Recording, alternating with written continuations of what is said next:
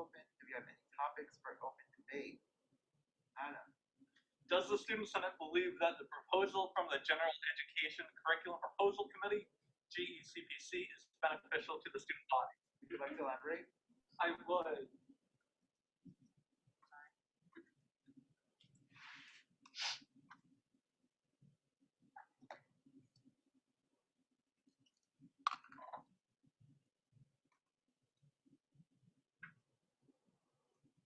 So first, I would like to start off by saying that this proposal will not change our current academic experience and will not be implemented next academic year. So please, when we're thinking about this, think big picture about how it's going to impact the student body, because we won't be impacted by this. The course catalog that we came in under is still in effect, so we won't be seeing the fruits of these changes in our time. But this proposal was created by the Faculty Senate Proposal Committee, bless you, at the request of the Provost, and we did have Provost Everett and Dean Jacobs come in to share some information about that. The GECPC has been working on this proposal since the fall 2020 semester with advice from Dean Jacobs and Provost Everett. Following the passage of SS47-042, I attended the meeting last Wednesday as a Student Senate representative. The chair, Dr. McKinley, shared that the Faculty Senate Curriculum Committee would be voting on it that afternoon, and then it would then proceed to the full Faculty Senate for approval and passage to the next step. So that's going to be this Wednesday, which is why it's important to get Student Senate's thoughts on it before the actual meeting so that they can hear our thoughts on it. In the document attached has a one-pager that we will now be.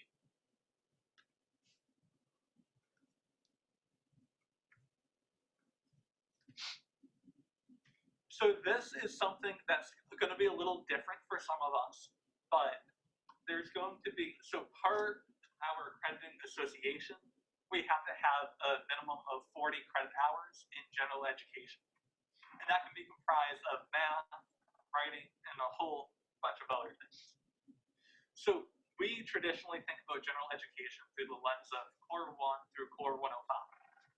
And you take Core 101, Core 102, and so on. This really makes it into a menu board, where as long as you meet the different learning objectives, let's call them appetizers in this example, then you'll be able to take anything underneath that. So if I want to take a course in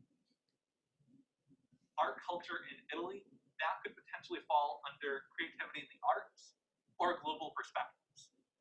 So it allows students the opportunity to take things that align with their interest as long as they meet the course outcomes.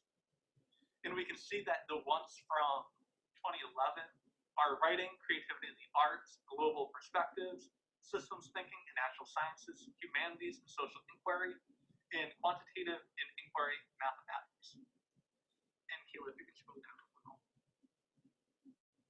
Perfect. So there's a few different components to this. There would be a DEI component, diversity, equity, and inclusion, that you would potentially, under this proposal, have to take at least 3 credit hours, so 1 class that covers a DEI topic. Same with community engagement. So it can come from any one of these 6 areas, but that way students are getting that input and that value. And there's also plans to have a first-year seminar and senior seminar. And those recommendations are detailed in the 7-page document. So again, it's important to note that this is not final. Once it goes to the Faculty Senate, it moves to the Provost, and then it works on the implementation piece. But what are kind of our thoughts on it? Where do we see this going? Do we think it has value? And I'm more than happy to answer any questions to the best of my ability. All those in favor of opening up this open debate topic? All those opposed? Abstentions? This topic's now open. I'll open up the speakers list now. Everyone wants to go. Jordan, Mike, then Ali for point of inquiry. Do I unmute or are we good now? Good. All right. So I know that there are multiple areas of, like, for example, like you said, arts, writing, and so on. Would you have to balance those out, or are you able to like stick to one path, like under one of those areas? Go ahead. Great question. So to my understanding, you would have to achieve a certain number of credit hours in each area, but you could take them with your whatever you wanted to take as long as they met the course objectives. Then you would be able to take courses that align with your interests, your field of study, or explore different topics. Allie? My question's a little bit more logistical, and it's totally fine if you don't have an answer to it, but when I see, like, I'm not remembering the exact titles of it, but like the creative one and then the writing one, would that mean that somebody could take like a creative writing class and that supplements for both of them? It might be logistical. So great question. That is kind of the more logistical phase, like you mentioned, that after the proposal goes through, the registrar's office, the provost office, faculty senate would be working with deans and department chairs to figure out where their courses would be best housed. Jake?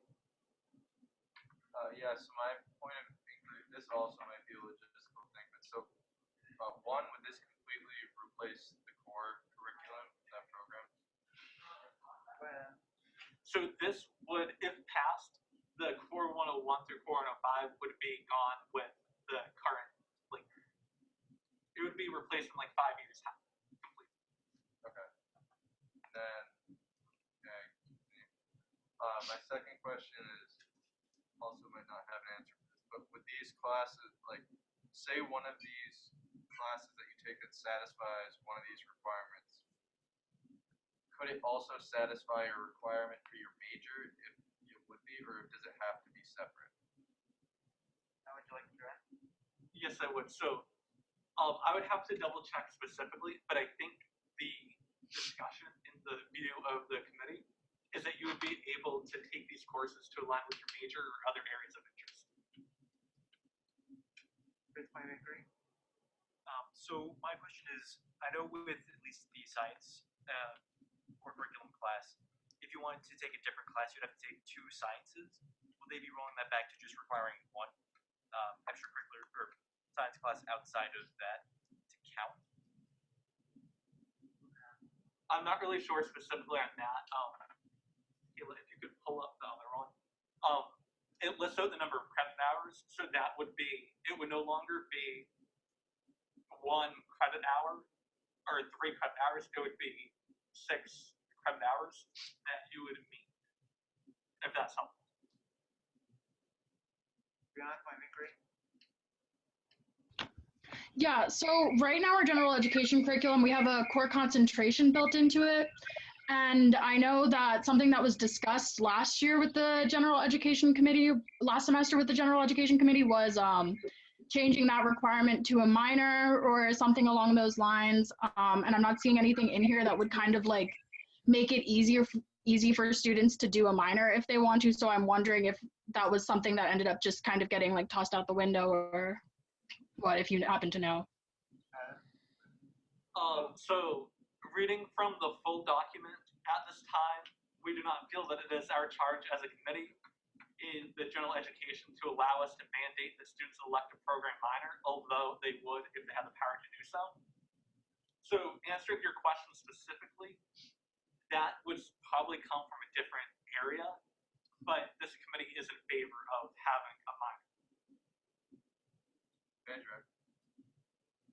You can't direct, but you want point of information. Yeah, sure. It also says under that as a part of encouraging students to take a minor second major, any credits taken as a part of this GE may count towards any minor or second major if any of those courses are also part of the respective minor and major curriculum. You don't have point of inquiry? Yeah, so are the areas meaning that a student is required to take a class in each area, or is it that like you pick one area and take like all the classes in one area? So looking at the document, the 6 areas, you would have to meet the credit hour requirements in each area. So you would be taking 6 credits in writing, 6 credits in global perspectives, 6 credits in social inquiry, and so on and so forth. Okay, and then like I guess I was wondering like is the science one gonna be with like I see systems and things, or is that gonna be with math? Yeah, so for that one, I'm not sure. Again, this is simply a idea, a game plan. The logistical questions of where classes fall is in probably about a semester's time, but it's kind of up for interpretation as the faculty would be deciding where they fall. So my question is, will this be implemented for the incoming freshmen or the freshmen after them? Does anyone want to direct? So this would not be impacting the current freshman class or the incoming class of 2020, Or 25? 2026, 5. It would be potentially the class after that. I'll go back to the speakers list. Jordan. How we got there. All right. So, to be honest, I think that this is much better than the core program we have now. Our core program right now is in need of serious updating, and I think this is great strides in updating it. So you can definitely give that as an update. I personally think this is amazing strides from what we had before, considering the student body has been begging for a new core curriculum for a long time. Also, something that I kind of can gauge from this is someone who is, say, a dance major. They would be confused as to why they take Core 105 because it kind of is what they do. It's the arts. I think this would offer more flexibility because for some other majors, they didn't have to like. I think it's some architecture or something like that. They don't have to take like Core 101 or something, and it just seemed I don't know. There's some overlay where it doesn't. Some majors don't have to take certain core classes, but then other majors have to take core classes that doesn't make any sense. So I think this will allow more freedom for that, and you don't necessarily have to take a class based on your major. You can kind of have a lot. What my basic point is, a lot more freedom. Ashley. I agree with what the previous senator said that this is definitely a better idea than the current core system. One thing that I asked you to bring back to Faculty Senate is in the long 7-page document, it talks about how they want to create a first-year seminar and how they plan on creating a first-year seminar task force. And I would just say maybe bring up having a student senator sit on there just with SS47, 042, following that. Would you like to direct? I would. So great point made by the previous senator.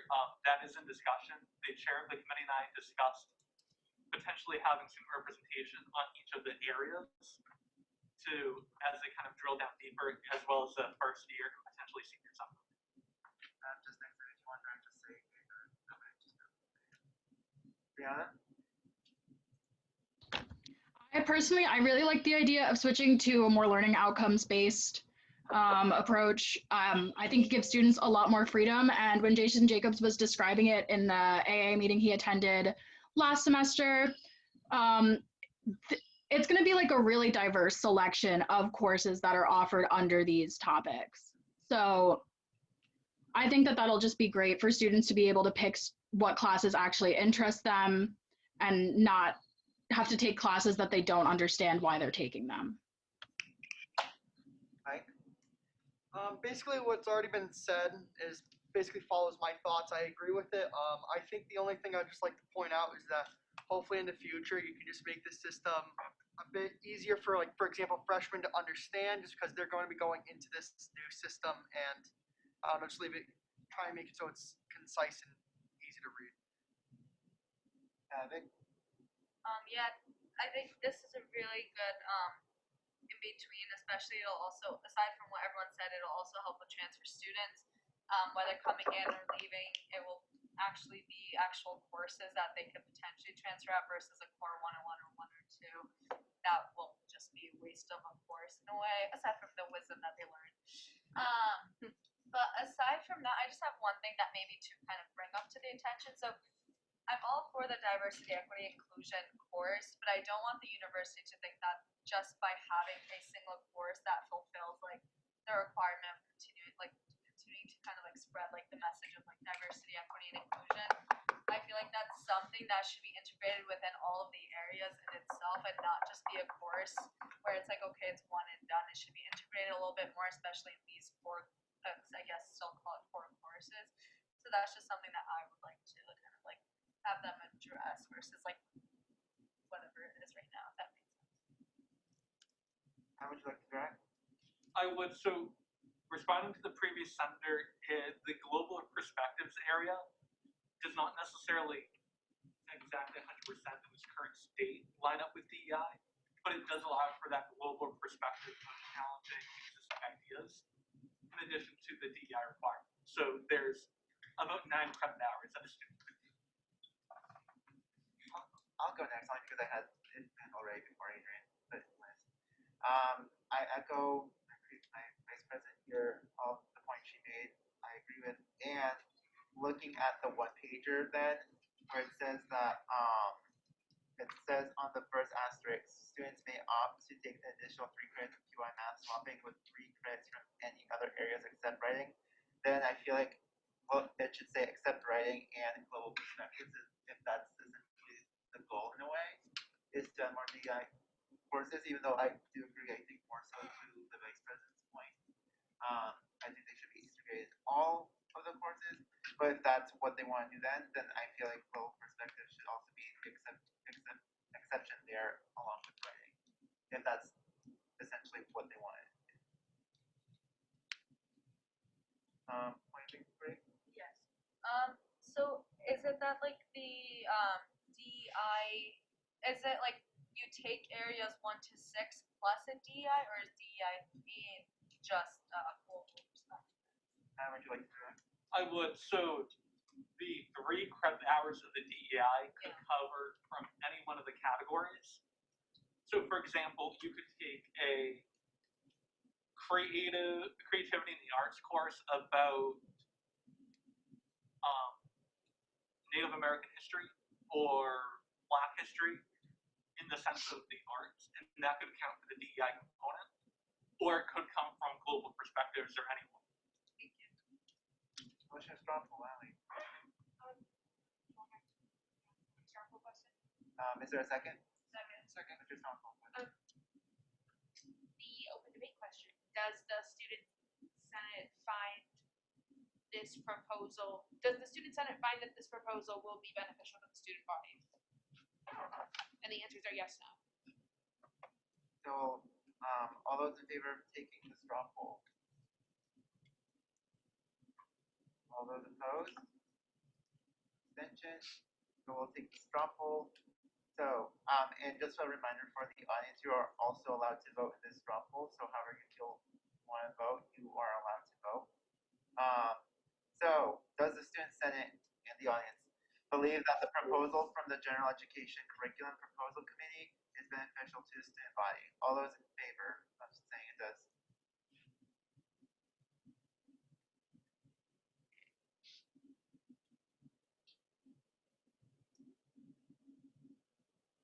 All those opposed?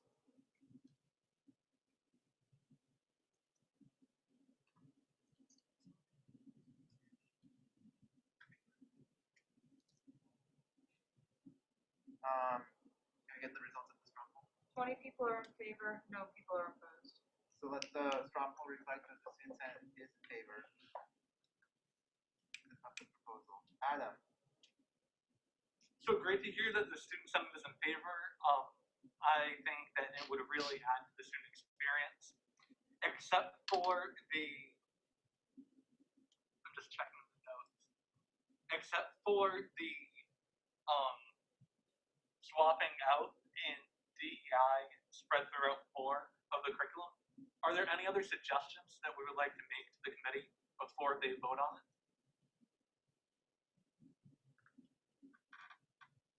Ainsley?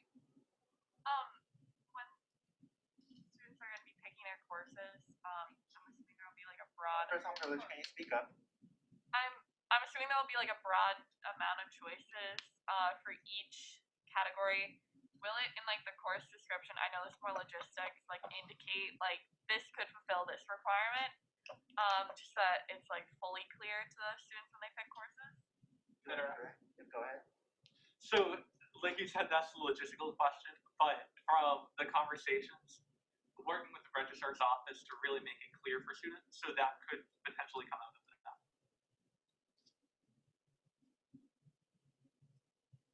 Adrian? I know it's logistical. No, you just stated it. Once again, I know this is a logistical question, but is there a minimum number of courses that are supposed to be meeting each area for students to choose from? Direct. Is the advisor talking about courses in each area? You can take back your speaking turn. Okay.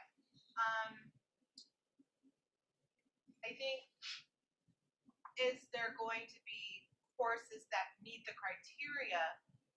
Like, is there going to be a minimum number of courses that will meet each area's criteria? So I could take class whatever, and it would meet area 1 as well as area 5? Or are there like 4 different options that I can choose from that would meet area 2 in any given semester, or so forth? If you get my drift. Yeah, direct. So the idea currently is that there would be many courses offered from each department.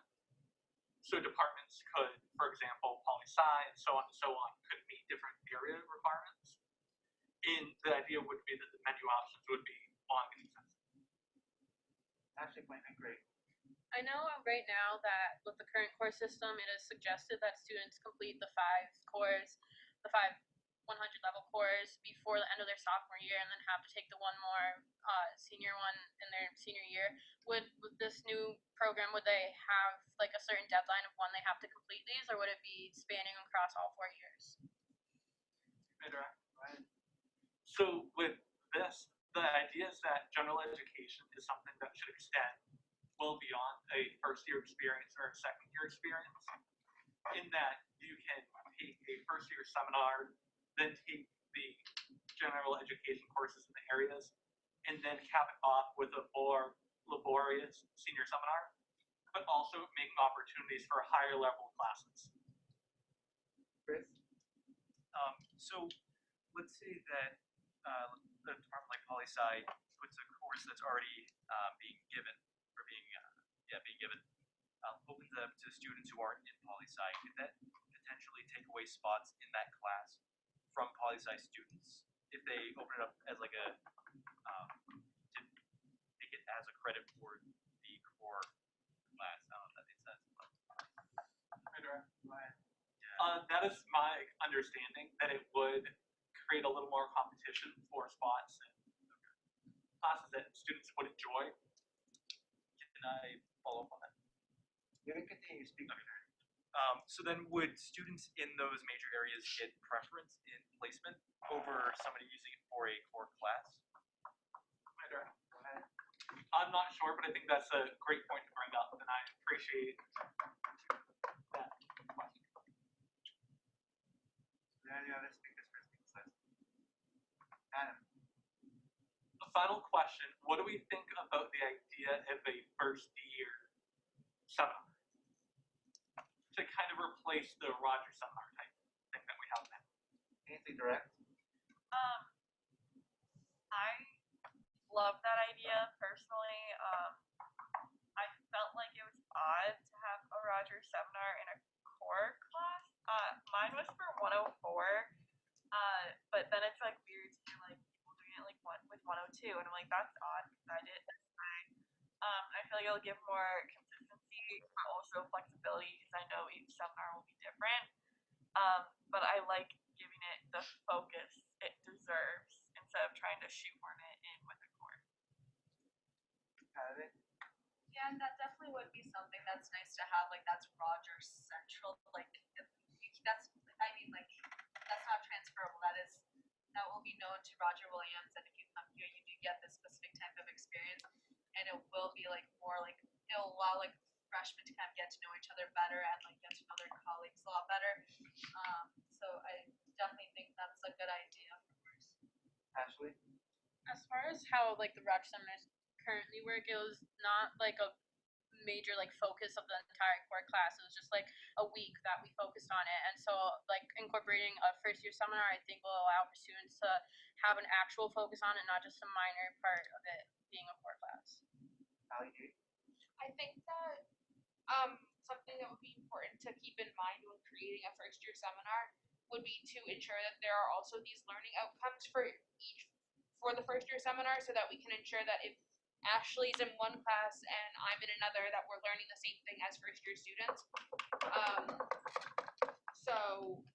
I definitely, because as was said before, Roger seminars that were integrated into different core classes, they're being taught different aspects of a Roger seminar. So I think that it's important to write very clear course descriptions or course points.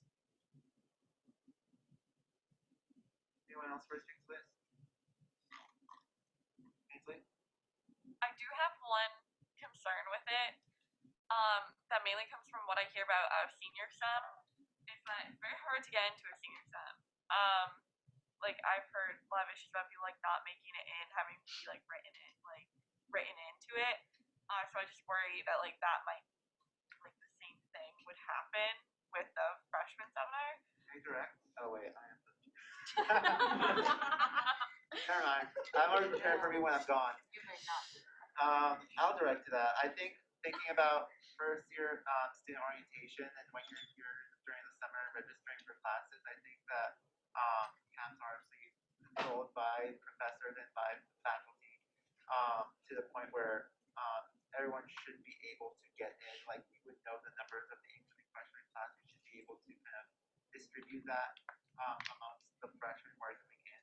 I think it is a difficulty for seniors for the senior set, because it's like they're on their own. You know, when you're coming into orientation registering for the very first time, you have faculty and advisors there helping you out. So they're gonna make sure you get into any senior set. It might not be the one you want, but you're gonna have to, live with it. But you'll get a first year seminar. Adam, point of Information. Okay. So responding to that, in the 7-pager, they talk about having full-time faculty teach both the first and senior seminar, which is of course a recommendation, but that might be something that if we brought up to them, there's obviously contractual and different reasons that stakeholders would want that, but making sure that people could have access to it and have some adjuncts teaching. Any other speakers for the speakers list?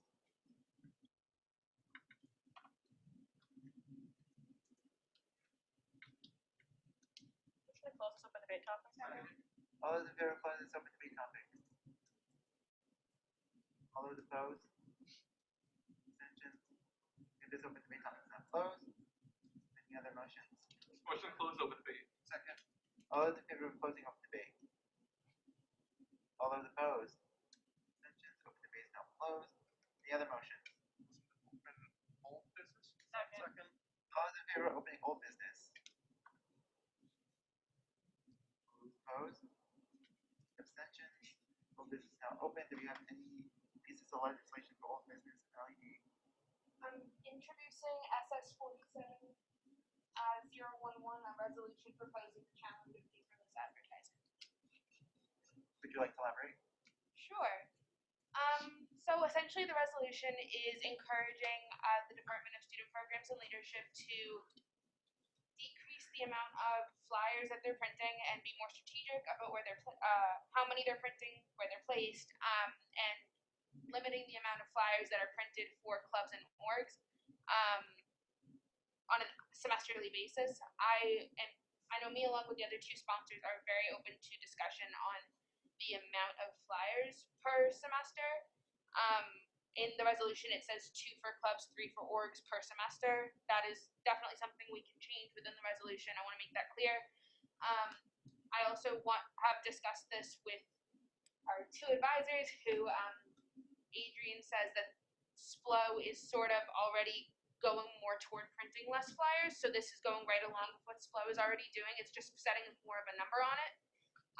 And then I talked to Blair about it a little bit today in our one-on-one, and she has some sort of numbers and statistics that sort of prove that paperless advertising is more of the way that our university as a whole is digesting advertisements, as well as the world in general, I guess. But that's all I really got. Point of inquiry, or point. Yeah, so point of inquiry first. Have you consulted with any of the other 7 orgs or 60 plus clubs? That your only inquiry? Further parliamentary inquiry.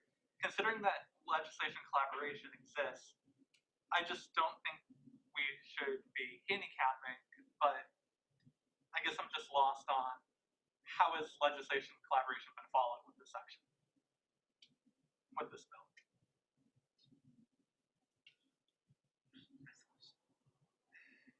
Point of information, Jordan. Yeah, so speaking with a lot of the residents on campus, a lot of the time, if there are time-sensitive flyers that get put out, they don't end up getting put up. RAs are very busy people coming from one. A lot of them don't get put up, and then moreover on the fact, a lot of residents don't look at them. People aren't going to look at a flyer and be like, oh yes, I'm going to that event. If they're going to see a flyer, or about an event, it's going to be through social media, it's going to be through A-frames and the big banners that are in the rec center, which we're not proposing to get rid of in this. Honestly, it would be a lot less work for organizations. It would make them have to increase the amount of social media presence they have. And that's kind of the direction that we're going into, is this no social media aspect realm. But I just hate to see the amount of flyers that get thrown in the trash, especially if they're time-sensitive events. And also, if they're senior-only events, they're getting put up in freshman residence hall as well, which is a very big waste of paper for just absolutely no reason. So, yeah, that's the RA perspective, and a lot of RAs have expressed the same frustration with the flyer issue. Then on the same point. From the clubs and orgs chair perspective, in regards to over the 60 clubs and organizations we have on campus, I will say, echoing the previous senator's points and sentiments, that the majority have moved to the social media platforms. We're not really the utilization of mass plastering posters around campus are not really a thing anymore, especially not sustainable either in that regard. So, in the effort of that, I would just urge everyone to think of it that way, and also more of the language inside the resolution regarding the other ways we can use platforms to project these events that these clubs are trying to put on. Point of inquiry. In the resolution, you mentioned that each club will be allotted 2 printed flyers per academic semester, and allotted 3, and orgs will be 3 printed flyers per each semester. And then further establishing, you mentioned how just like limiting the printed flyers per event. Does this mean you're giving them 2 flyers per event per semester, or 2 flyers you're gonna print at all?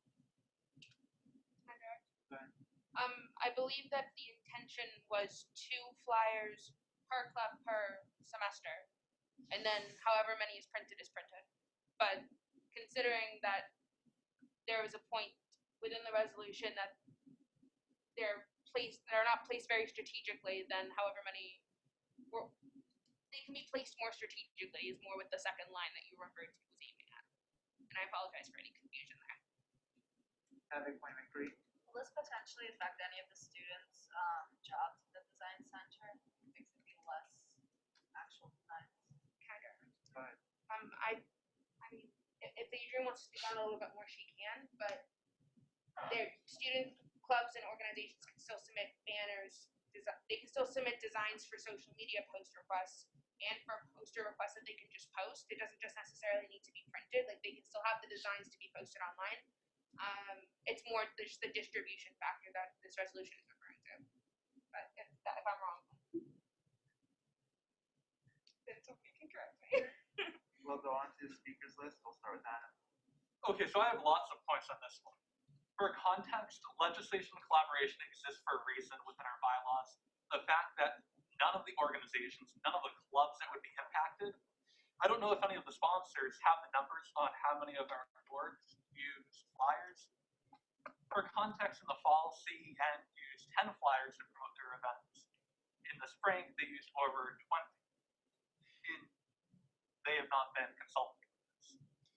We'll move on to ICC. In the fall, they used 13. In the spring, they used more so than that, 17. Not even talking about the different classes. For example, the class of 2021 has used 4, 2022, 4, 2023, 1, 2024, 1 in the fall. So I think that it's just not fair to our organizations that the sponsors have not consulted with them first to see how we'd be changing their operating structure, considering that the language in here is vague. So would ICC be able to have 2, 3 flyers for each class? Would they be able to have 3 flyers for the whole entire organization? As someone that works in student programs and leadership as a front desk assistant, the design center does not accept requests, and requests will be denied if they're within 1 week of an event, specifically for the reason that RAs will not hang them. Moreover, if SPLO and marketing are already reducing the number of flyers, I'm not really sure how this will help, except for handicapping our clubs and orgs. Now, if we move on to the clubs and orgs retention aspect of this, that's how they used to promote their club and their organization. And some clubs, if we look at the numbers, have seen their numbers decrease by 60%. And yet not one of them has been consulted on this per our bylaws. So I just think at a time where clubs and orgs are struggling with retention and with recruitment, at a time where we're trying to get people to go to events, I don't think handicapping them is a good way to go about it, especially when they have not been consulted. I am all here for conversations on how we can best improve flyer practices if it is not having senior-only events in freshman residence halls. But if we're able to actually have a constructive conversation about reducing the number of flyers in residence halls so that there's 1 posted potentially in each entrance instead of 1 on each floor. But I just think following our bylaws and following all of the other points that have come up, I just don't think it's fair to do this for our clubs and orgs, and hopefully they would be okay with this. And considering that in the fall semester, Senate printed 4 flyers, we haven't even started with ourselves yet. I think that's a great place to start before we move on to 70 other orgs. Zach LaFontaine, point. I'm gonna withdraw for now. Okay. Mike? I agree with what the previous center has stated. While I do believe that it is great that we're looking to sustainability in the future, and I hope to work more towards sustainability, I do believe that yes, that we should look into what clubs and orgs believe first.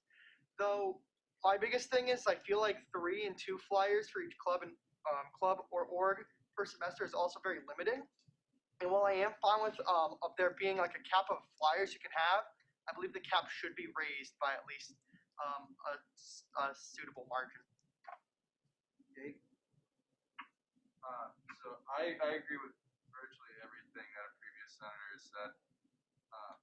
As an RA for the past 3 years, I hate putting up flyers as much as the next guy, but it is part of your job as an RA to make sure that those flyers are hung, and if you're not fulfilling your end of the job, that's a reflection on the individual and not so much on the actual process.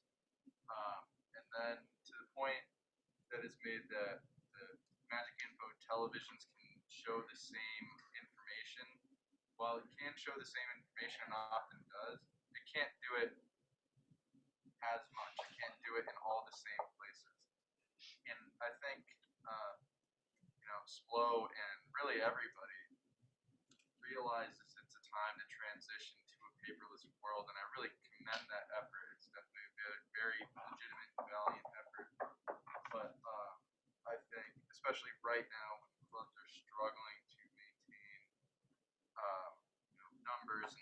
next year when it's going to be a big rebounding effort to raise awareness and get people to join. I don't think that social media and a couple of television symbols is going to be enough. I think even if the flyers don't get everybody to look at them, I think the people who are going to look at the Instagram post and say, hey, I want to do this, are the same people that are going to look at the flyer and say, oh, that looks like that.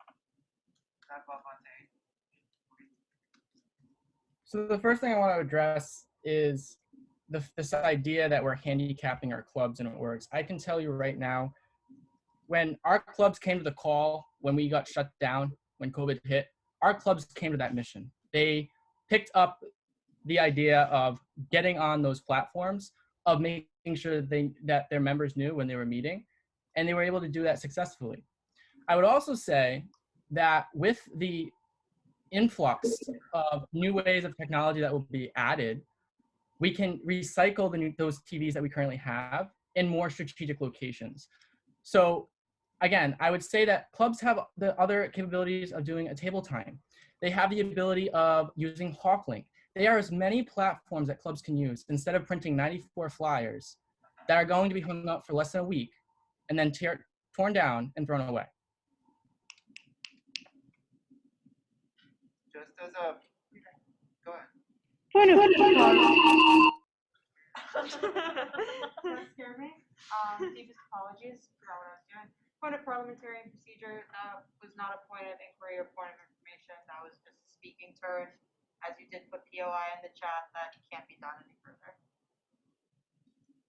Just make sure you're reflecting on whether you're doing an active point of information or you're taking speaker. We don't want to cut the line. Point. So I just go back to, where are the hard numbers to support the levels of engagement that we've seen? The previous senator spoke about new platforms coming up. Where's the data to support that? And then why haven't the clubs and orgs been notified? Jack? I'm caught somewhere in the middle right now. As someone who doesn't really look at flyers on the wall, I get one point about people don't really utilize them. I understand that. I know that out in my common room, there's a bunch of pull-up flyers on the wall, and I haven't read any of them. But I also get the point about trying to push for event participation. I've had the chance to look at a lot of different schools as far as event participation goes. And we very, very severely lack in that department compared to a lot of schools around here, around the area, and kind of all over the Northeast. So as far as that goes, it is a little bit of a handicap in that regard. I don't know if I'd use the word handicap. It's definitely a hindrance a little bit, not a lot, but a little bit. But so I'm kind of caught in the middle here. Ainsley? I have a few things. Just bear with me. I agree with going more paperless. Like, I fully agree with becoming more sustainable as a campus. But this is such a hard shift. Like, it's going from as many as you want per semester, like the 94 obviously, but for every single event per semester, and I feel like it'd be very unfair to go from that to just 2 or 3. And I feel like it should not be that strict. And maybe changing the focus from amount of flyers per semester to limiting the amount per event even further from 94, and just work towards this to make it more gradual. Also, what happens if not everyone follows them on social media? Like, new students do not follow every club on social media. I don't even follow every club on social media or every org, which I know is not a good thing. But, so what about that? Flyers can help people get on the social medias, especially in the first year communities. And some groups may need more flyers than others, like orgs use them a heck of a lot more than clubs, and some orgs use them a lot more than other orgs. So that definitely needs to be kept in mind here, and I personally think 2 and 3 do not cut it. And maybe just focus this bill or resolution, sorry, on more of a better placement. So maybe just doing the first floors or like, and not one on every floor at the entrance, making sure that it's in the right residence halls and not like a senior event in a freshman living space. When I put the Commons Tap House flyer, I was really confused. I was like, who's gonna go with this on my floor? And focus on the amount per event instead of amount per semester overall. I think that would be a much better focus for now. How you direct? Yes, I'm sorry, I'm trying to remember my points. I had 2 points. My first one was just keep in mind that we can amend it if the 2 and 3 number is not something that's in favor to everyone. So just keep that in mind. If you want to up it, we can up it. But the other point that I don't remember my other point. I might have to do another point in there, but I just totally blanked. Apologize. Oh wait, I'm sorry. I remember. Go ahead. I'm sorry.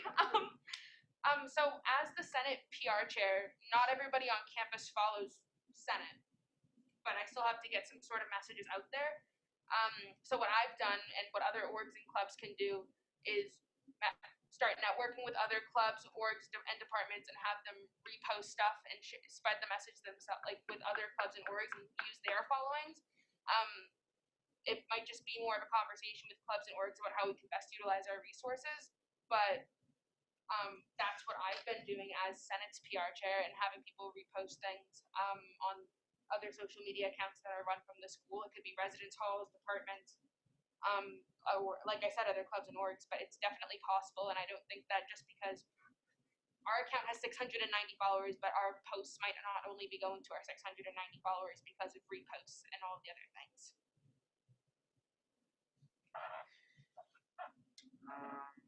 Did I get to your point yet? No. Go ahead. So I have a few questions, and more than happy to hear your responses. What work have the sponsors done with the design center and the marketing team to work on the flyers?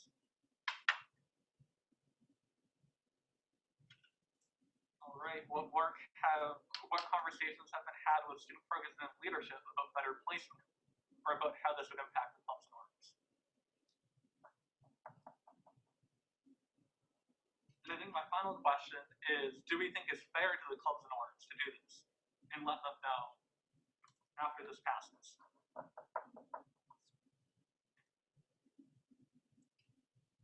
Okay, I'm gonna go to Allie, who's gonna yield to Blair. All right, so I appreciate all the conversation around flyers and thinking about how they can be useful for clubs and orgs. And I think to a degree they can be, but I also think we really need to push people to start thinking outside the box. And the numbers that I have that Allie was referring to are most recently from the flyers we did for the vaccine clinic. And I can share that the flyers we put around campus had trackable links and QR codes on them, and we only had 15 people use those trackable links, meaning 15 people actually took the time to read and use the flyer. The other 315 signups came from social media. So those flyers were in high traffic areas. They weren't in dorm rooms, so that's, certainly a conversation worth having. You can't put an A-frame in a dorm room, but I think we need to seriously consider if these flyers are actually working and people are actually reading them. Yeah, so just since for clubs and orgs, the flyers will be up for over a week since the design center requested all. So how long were the flu or the COVID-19 vaccine flyers up for? They were up for about 4 days.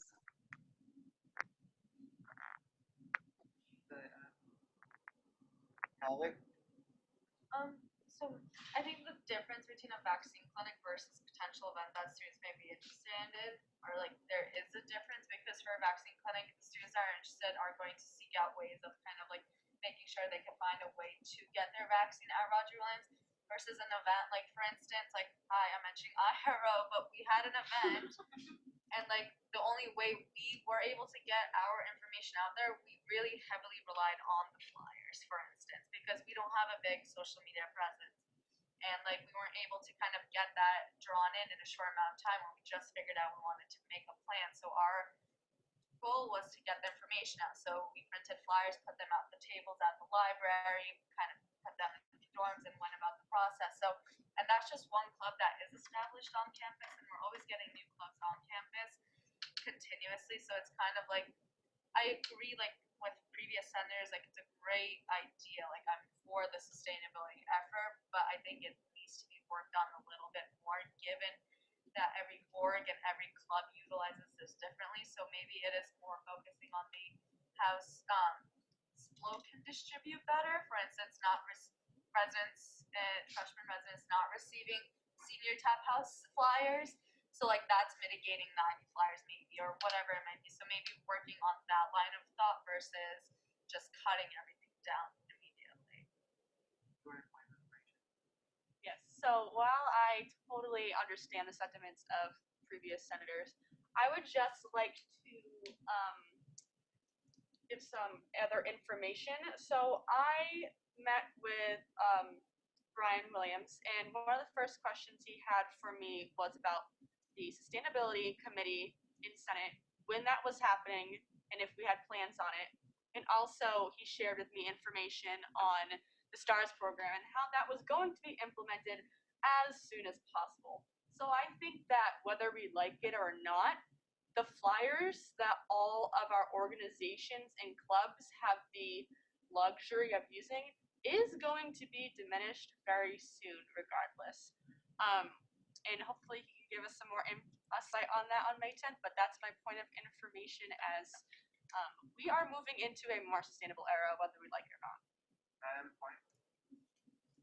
So just a question then, so we talk about they're going to be going away, but what additional resources are we providing to clubs instead of flyers? I will yield to Adrian. So,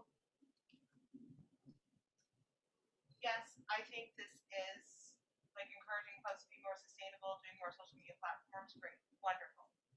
But I struggle with how this resolution came about, and the limited number of conversations that have happened in regards to this resolution. And in those conversations, how much information was actually yielded. In regards to the clubs and pushing them more towards social media, previous bill sponsor mentioned about,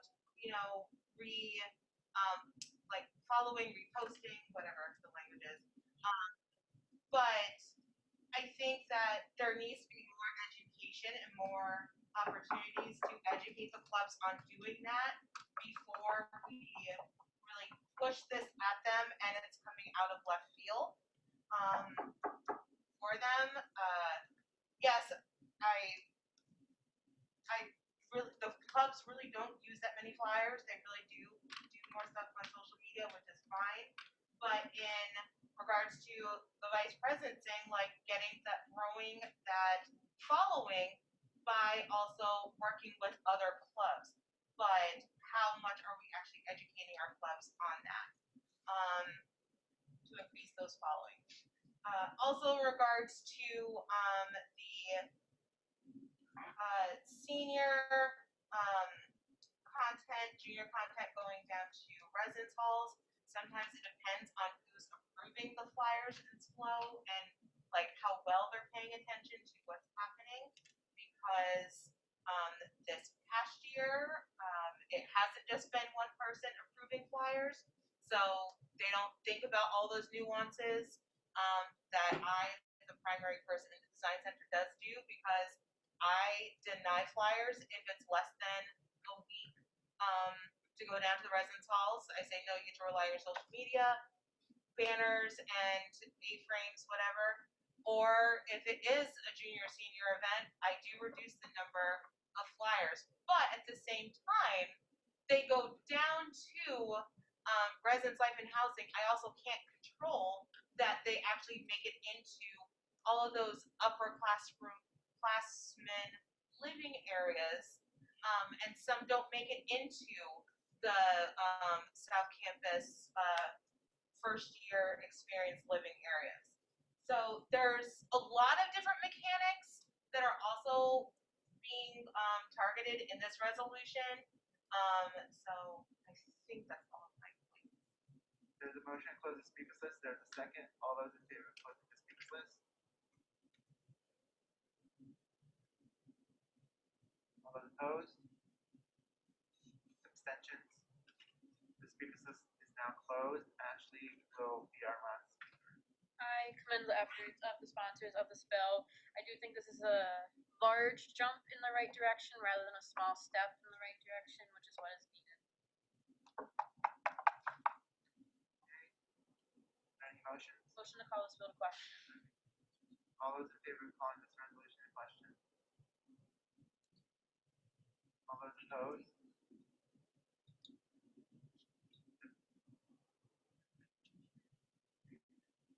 Abstention? Onge again. All those in favor of calling this bill in question?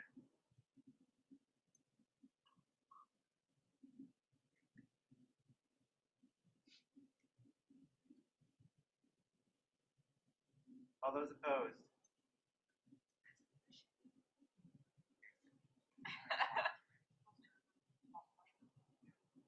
This resolution is called to question. Motion to vote by roll call. Second. We can just do that. Motion to vote by normal hands. Seconded. All those in favor of voting by normal hands? All those opposed? Abstentions?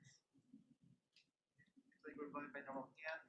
So all those in favor of Senate Resolution 47-011, a resolution proposing the challenge of paperless advertising. All those in favor, please raise your hands.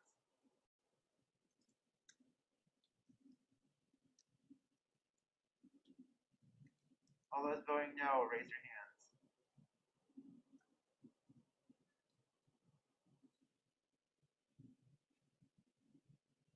Any abstentions, please raise your hands now.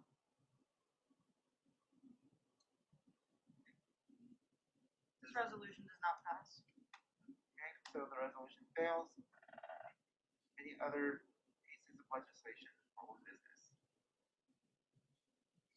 Bryanna. One sec.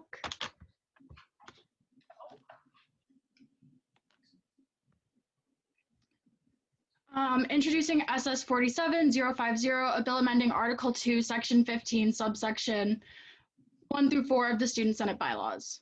Would you like to elaborate? Yes, I would. So demerits are an accountability tool that we use in the Student Senate. And so as student senators, we have a lot of responsibilities, and it's entirely possible to earn 12 demerits in a week. At 12 demerits, a student would be kicked off of Senate and they would not be allowed to hold a position of honor within the Student Senate again.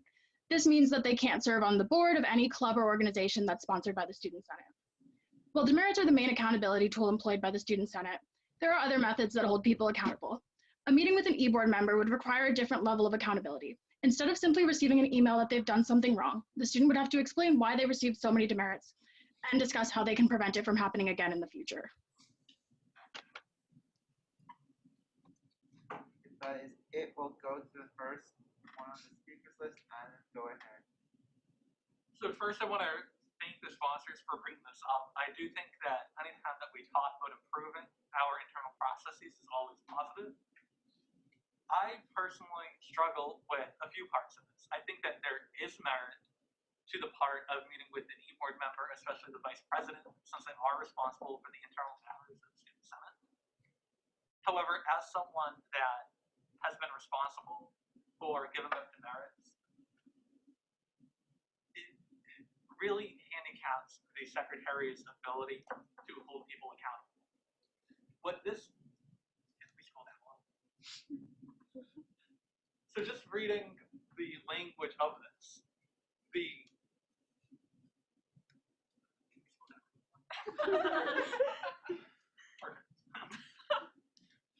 So, the secretary shall wait to administer more demerits until the student has met with a member of the e-board.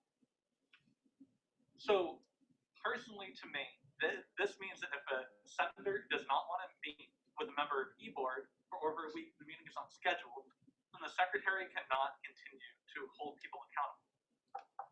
So if you don't want demerits next year, just don't meet with the vice president. Then the secretary simply can't give you more demerits. That's my understanding of this. So to me, it seems like we should be putting in a lot of thought about how this changes things. Like I said, I think there is merit to meeting with the vice president or a member of the board.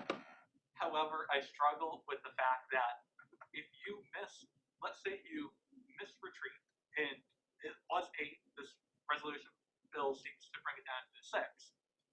But then you're going out to a party, breaking SAF, or you're smack talking the Senate during a meeting, you're dropping the F-bomb, you drop profanity, you can't be held accountable for it. So do we want to be known as the organization that can't hold people accountable for vulgar and offensive language or for other bad conduct because this bill passes? That's the question that I would leave you all with. Allie, point of inquiry. Yeah, if you could scroll up a little bit. I just Adam kind of hit on it, but I noticed that scroll down a little bit. I'm sorry, I forgot to stop there. So it's now 6 demerits for unexcused absence from retreat. I'm assuming that that's echoing the points of accumulation, the accumulation of 6 demerits and wanting to talk to people and everything. But yeah, no, I'm just gonna leave it at that because that's a point of inquiry. But so is that what that's for? One of the sponsors wants to answer. Ashley? Yeah, the reason we decided to change it from 8 to 6 is because we decided on the number 6 because that is the halfway point to expulsion from Senate. And so we didn't think that if one person misses a retreat that they should be over their halfway point to being expelled from Senate. Ryan, point of information. So, Adam, you said that there's no way that the Senate or the Secretary can hold anyone accountable with these demerits, but there actually is. You can impeach them. If you really had to, you can impeach a senator. May I direct? Go ahead, Adam. Well, I think that that's a good point. I don't think anyone in Senate 48 wants to be holding impeachment trials because this bill passes. And I don't think that anyone wants to be dealing with that in the Hawks Herald specifically, that because the Senate handicapped the person that holds people accountable, we want impeachment on the front page of the Hawks Herald. You can see Chris's point of inquiry there. Do you want to answer it? Yes, I'll direct to that. Okay. So, since that number is not in our bylaws, that's left up to the discretion of the secretary. But once again, there is a bylaw review committee. There is a, what is this called? Demerit appeals committee that is able to handle that. So that is a way of keeping the secretary accountable. And if you have concerns about demerits, you can bring them there, first and foremost. We'll go back to the speakers list. Mike. Personally, I know that demerits are pretty hated on Senate for many reasons because, getting demerited isn't fun. Though I do not believe that we should restrict the amount of demerits that an individual gets. If you are going to leave in a restriction, I do believe that it would have to be raised, considering if you're getting 6 demerits in one meeting and then you're going to potentially get more, something wrong has happened in that meeting. And you also can appeal the demerits later on. So I really disagree with the idea of creating a limitation on demerits and making it that limitation 6. Correct. The reason we wanted to put the limitation on it was because if someone is receiving that many demerits in 1 week, clearly something is happening besides the fact that they're like, screw Senate, I don't want to be in it anymore. And if that is what they want to do, then they should just resign from Senate. There's clearly, if someone is missing out on so many assignments, so many meetings, clearly something else is happening, which is why we want there to be that conversation with eBoard, because eBoard is supposed to be there to support us. And so if we're struggling, we want to look out to eBoard for that support and not continue to feel as if we're being punished for having a bad week by receiving numerous demerits. There's a motion and a second for line 42 to read. I don't know what the J is, but I'm just gonna ignore it. To read failure to hold a meeting Failure to hold a meeting with an e-board member in a timely manner after accumulation of 6 demerits in a week. Oh, I see what the J is now. Yeah. Thank you. Yeah. Thank you. There's nothing on line 42. Yeah. I'll repeat it again. So motion to amend line 42, essentially to add line 42 to read, failure to hold a meeting with an e-board member in a timely manner after accumulation of 6 demerits in a week. There's a second. So all those in favor of that amendment?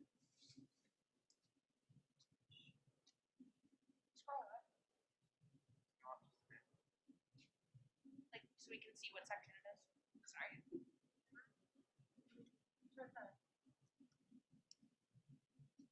Adding a J after that I. It's No, adding a but, like, reason what for is that A, B, C, D, E, F, G, H, I, to adding to? reasons Got the it. secretary can allocate demerits. Thank you, everyone. Appreciate it. Sorry. Again, I'll reread again. We can vote again. So the motion to amend was to add to line 42 to read, failure to hold a meeting with an e-board member in a timely manner after accumulation of 6 demerits in a week. So all those in favor of that amendment?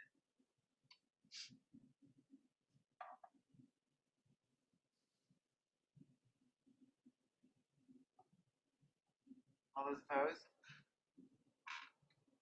Abstentions? Appears that this amendment passes. Adam, point. So I have 2 questions, but now I'll have 3. So the first one is if the secretary cannot give out more than 6 demerits in a week's time, but they have not met with the vice president yet, but then you can't give demerits until you meet with a member e-board, but then now you can demerit them. Can someone clarify? And then I have 2 more questions. Is there a direct? Go ahead, Brianna. I can start brainstorming an amendment to make that more consistent, but the goal of this amendment would be to allow the secretary to administer demerits if the student fails to meet with e-board in that week time frame they are given after receiving the accumulation notice. Yes. So thank you for adding that clarity. I'll look forward to hearing the motion to amend. But so if a senator has 1 week to submit the demerit request and the secretary has 1 week to give it out, are we now going to extend those windows to allow for demerits to be given for offenses after a senator has met with the vice president? Again, I'm just trying to wrap my head around this. Can I continue my direct? Go ahead. If someone wanted to propose an amendment that would allow for that, I personally would be in favor of it. And then one more question. So when we are looking, can we scroll down?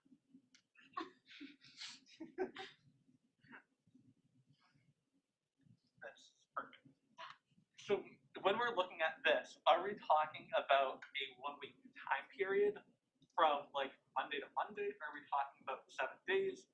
Just because if someone did not show up to 2 Senate meetings, let's say the chair, for example, did not show up to 2 Senate meetings, there's, I think, 8 demerits right there, right? And then they didn't submit their chair report, so that's more. So I guess I'm just lost once again on, is the secretary now going to be dividing up demerit requests to meet 6? So just to restate, to add more clarity.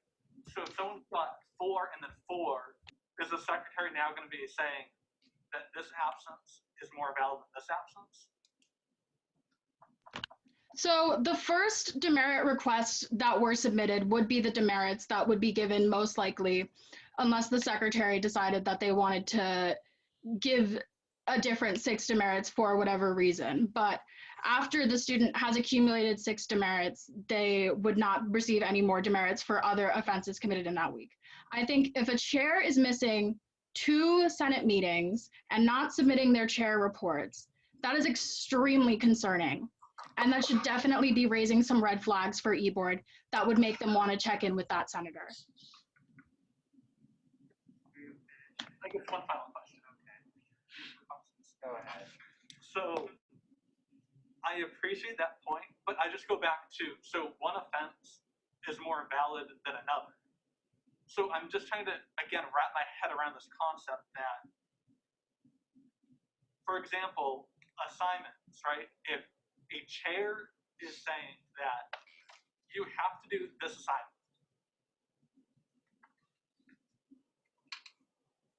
Okay, so when we're saying that if you have to do an assignment and you have to do it by this date, does that mean that the finance chair's assignment is less important and less valuable than the clubs and orgs chair's assignment? Or that somehow that there's less impact to the student body? And I guess a follow-up question to that is, does an academic affairs chair's scholarship assignment mean less than a social media post for PR? And then finally in the series, what should e-board members do if senators don't open up? Are we just not going to give up demerits and let this merry-go-round continue?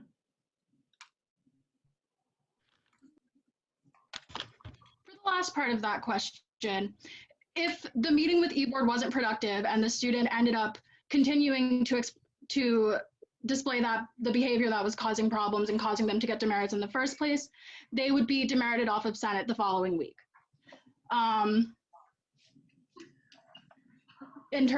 What was the beginning part of that question? So is a PR committee's assignment less valuable than an AA assignment? Is a general Senate meeting less valuable or less important than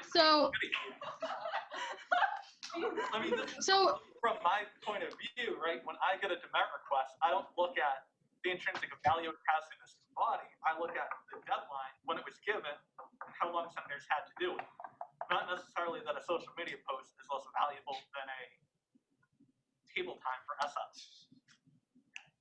The only response I can really give you for this is a question for you.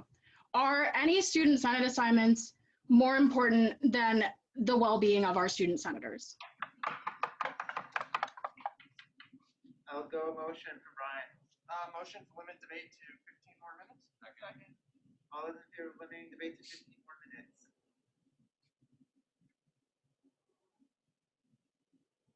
All those opposed? Abstentions? Debate is limited to 15 minutes. We'll start the timer. There are a lot of points in here, so we're gonna go to Jake first. Yes, so my question, my point of inquiry is, so on the one hand, it says that 6 demerits will not be given, and then on the other hand, it says down below that after receiving 6 and then having a meeting within 1 week, then demerits can be assigned. So that's in the same bill. You have something that in one instance, like if you meet with them and then they say like, oh yeah, I just didn't want to do it, like whatever.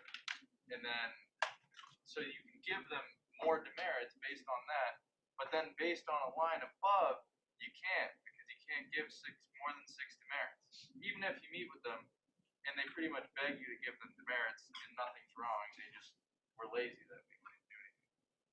In the same bill, you have something that contradicts itself. Direct? Not exactly sure what point you're referring to that's contradictory. The part in subsection 1 says that the secretary may not allocate more than 6 demerits to a senator in a given week. So that would mean that they would be able to allocate 6 demerits and no more than that. And then the bottom part would say that if they accumulate 6 demerits in 1 week, they would have to meet with the vice president or another member of e-board. So I'm just not sure where you're seeing a contradiction. I'm gonna block that. We're gonna move on to Jordan for a point. Oh no. That wasn't taking turn. Jordan, go ahead. Yes. So my point of inquiry is there any way that this bill can be changed to make it that so so that we are still checking in on our senators if they're getting these demerits, but not hindering the ability of the secretary. Because I think if we could figure that out, then it's a great bill, but I'll go to Adam. Responding to the previous senator's point, the current secretary would be very much in favor of keeping a provision in this bill saying that when a senator accumulates 6 demerits in a week, a meeting with E-Board is scheduled. The secretary has concerns, however, about not being able to give additional demerits out once it gets to that 6. But we are very concerned as an executive board, as a cabinet, as an organization about mental health. But we're also adults, and we are people in leadership positions that should be accountable to each other. So finally, reiterating another way, I would be very much in favor of a meeting with E-Board at 6, but not handicapping the secretary. And point of information, make sure this is information. It was a direct. Oh, you also have a point of information. Oh, okay. Are you done? Oh no, I'll move on to the point of information. Okay. So, Yeah, everyone, just a point of personal privilege. Just make sure there's a long speakers list. Let's make sure we're limiting these points. So the one point of information that I'll give is throughout the course of Senate's history, no one has liked demerits, but we've always been striving to make a better and a more just system. So regardless of the result, just know that we care about you as individuals.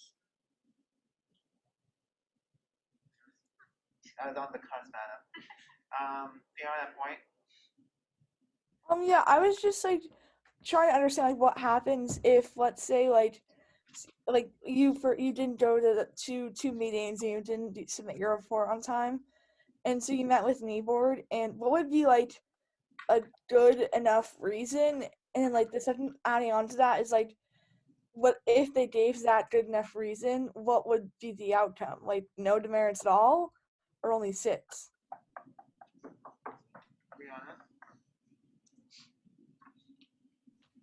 So if the student feels that any of the demerits given were unfair, they still have the opportunity to go to demerit appeals committee. But the purpose of the meeting with the E-Board member wouldn't even necessarily be that the student would have like a super good reason for getting demerits. But in my experience on Senate, every single student that's been here, even the students that haven't stayed on for long, were really dedicated and passionate about helping the RWU community. And so if they're getting more than 6 demerits in a week, something is probably going on, like they're misunderstanding something, there's a miscommunication, and it could be entirely their fault. But at the point where they've already received 6 demerits, they know that they've done something wrong. They just may not know how to move on from there. So by having them meet with the E-Board member, the E-Board member would be able to give them more insight to Student Senate. They can share their expertise and their experience and help guide them away from getting more demerits in the future. And by limiting it at 6, they would still have the opportunity to grow as a student senator, and they wouldn't have to be concerned that they're one mistake away from being booted off Senate and unable to hold a position of honor ever again. We'll finally move on to the speakers list. Tadevik.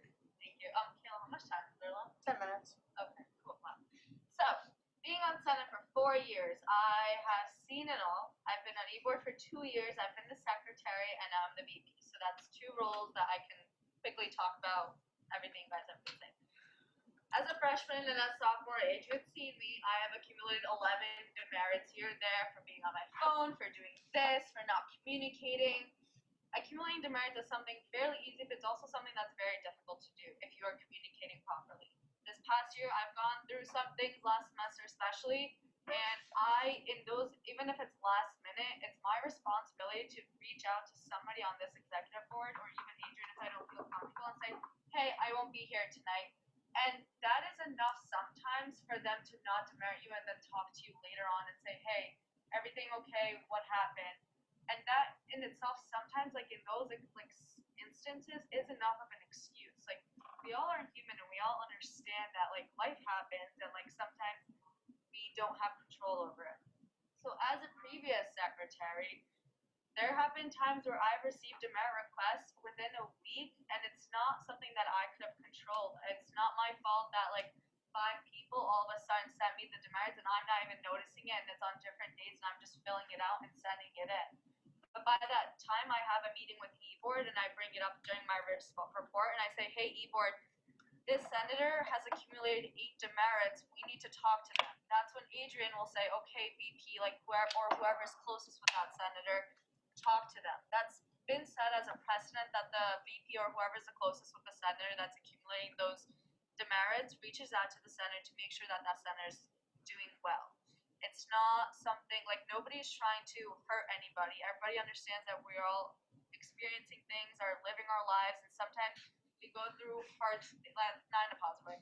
I mean, like we're all going through things.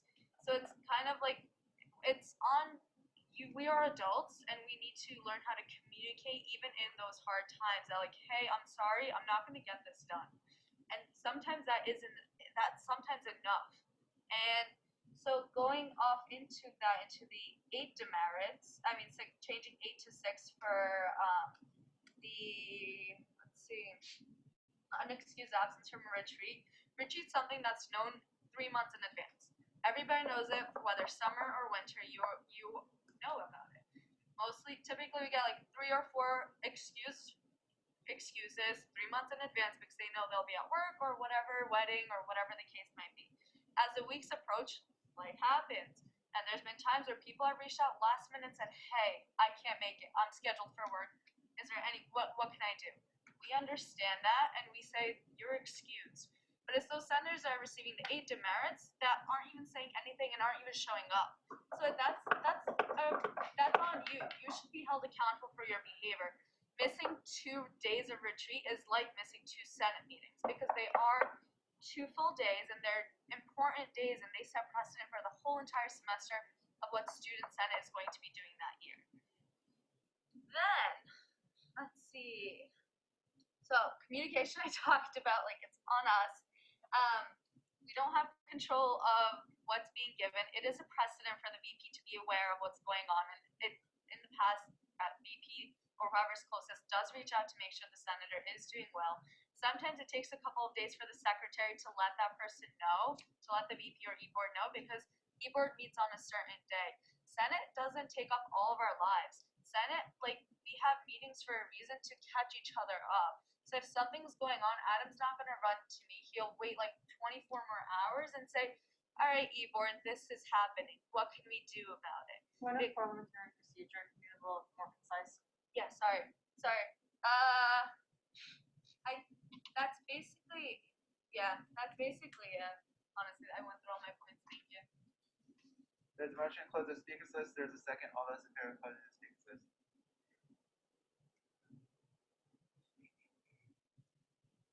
All those opposed? Abstentions? So the speakers list is closed. There's another motion to extend the time limit by 7 minutes. There's a second. All those in favor of extending the time limit by 7 minutes? All those opposed?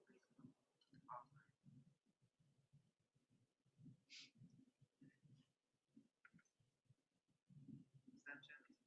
Okay. So the time limit extension is not happening. Fiona, it is your turn actually on the speakers list, so you can take your questions anyways. Okay, yeah, I was just gonna ask, like, since I know for the last time when I was asking about like what happens if you talk to the e-board and I know like Bryanna was saying like, oh, you can go to the like you can get your like demerits like appealed, but like so then like what's the I guess I'm just asking like what is the point of this like of this bill if like you're already if you can just go to the appeals. No, that wasn't you. That was Ashley. Direct.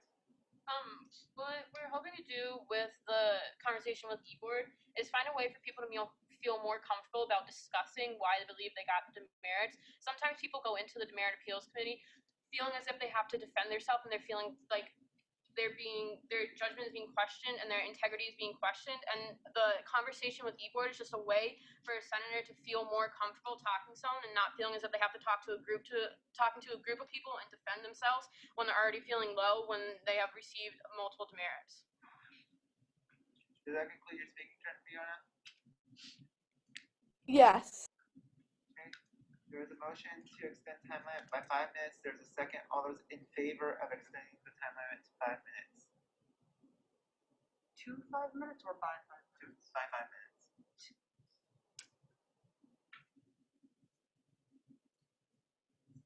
All those opposed?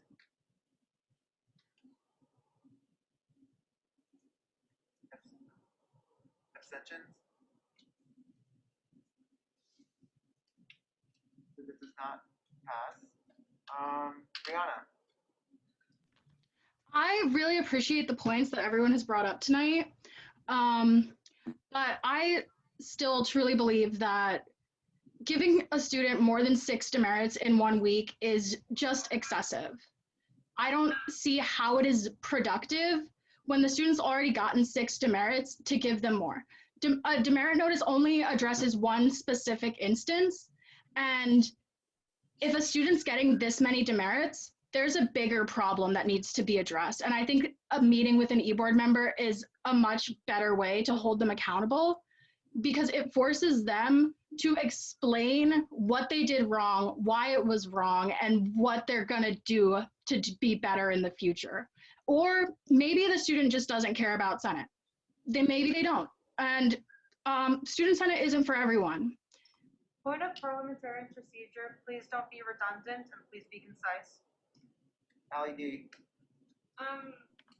Chris, Oh. Chris, point of information, sorry. So this was for 2 senators previous. Going on the point of senators who might not feel comfortable talking with e-board about why they got their demerits. One of the problems we've had in the past is that breaking that barrier between general senator and e-board. We brought it up countless times last year, the year prior, and how we wanted to see more communication between the two. And I think as long as we're also breaking that barrier while we're going through this talk, I think we need to look at that as well. Allie? I think that I agree that if a senator is getting, as it's been said, it is very hard to get 6 demerits in 1 week. That means unexcused absence. That's not texting right before. For me as a chair, if you text me 1 minute before a meeting and you say that you're not coming, that's an excused absence in my book. So if you just don't tell me, then yeah, I'm going to give you the demerits.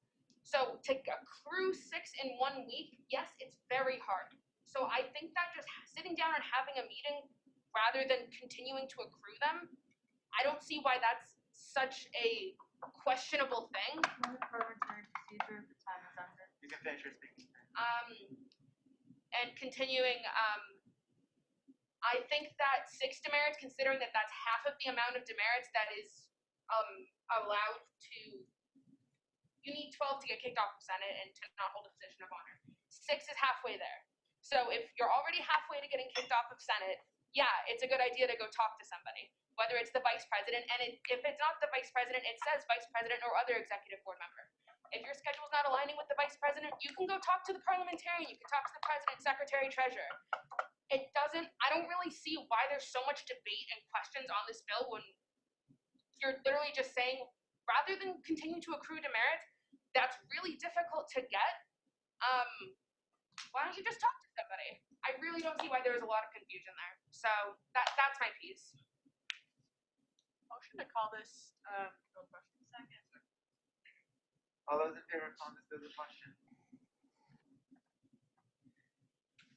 All those opposed? Abstentions? This bill is now called to question. Motion to vote by normal hands. Second. All those in favor of voting by normal hands? All those opposed? Oh, it is a bottle bill. Oh, right. Just a point of parliamentary procedure. Yes, your list was not ignored. It was on my list, but time ended before I could get to you. So I apologize to Michaela, Chris, and Ainsley. Time was not in your favor tonight. So we will move on to roll call. Vegetarian. No. Jake Hartzler. No. Adam Kavanaugh. No. Ainsley Iavana. Yes. Zachary LaFontaine. Yes. Jordan St. Ange.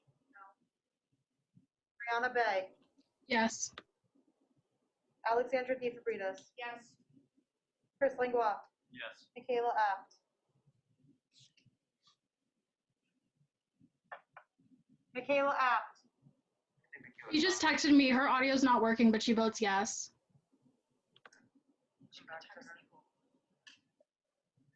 We'll come back to her when she comes in. Zachary Domian.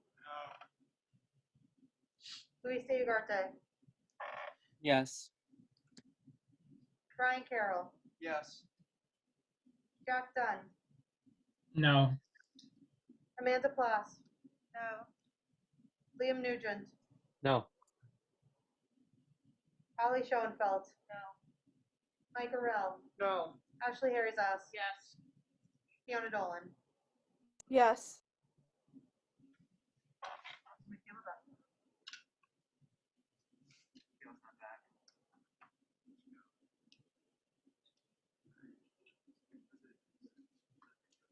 Okay. She's not here. I need to go.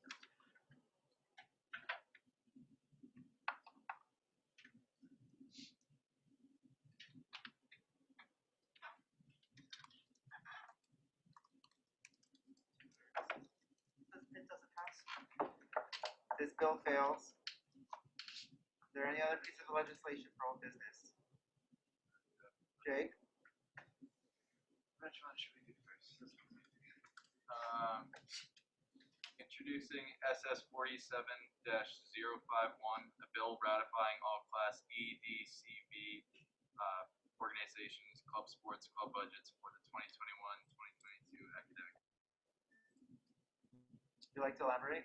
Yeah, so this is the bill that ratifies all the club budgets that we worked on in the finance committee and all of budgeting weekend. And so yeah, this is the final numbers. It's according to our official spreadsheet, and this is how much is going to be allocated to each organization, club, and club sport.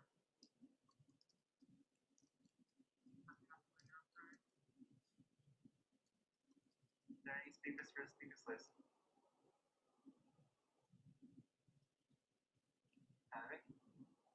Anything. I knew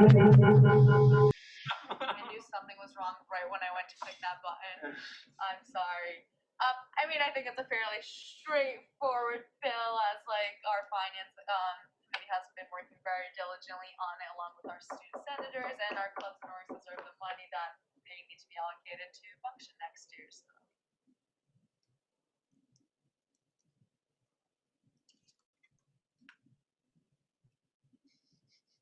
The bill should be appearing momentarily. If you want to unshare again. There is a motion to limit debate to 7 minutes. And there is a second. All those in favor of limiting debate to 7 minutes?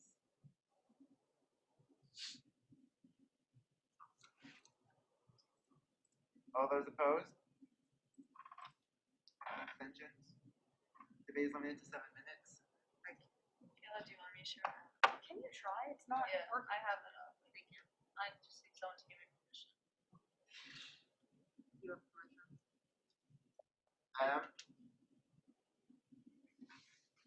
Attending the budgeting weekend, you were able to really see senators working together on crunching the numbers to make it work within our bylaws and make sure that all the orgs saw an increase. That way they can continue to program and do great things.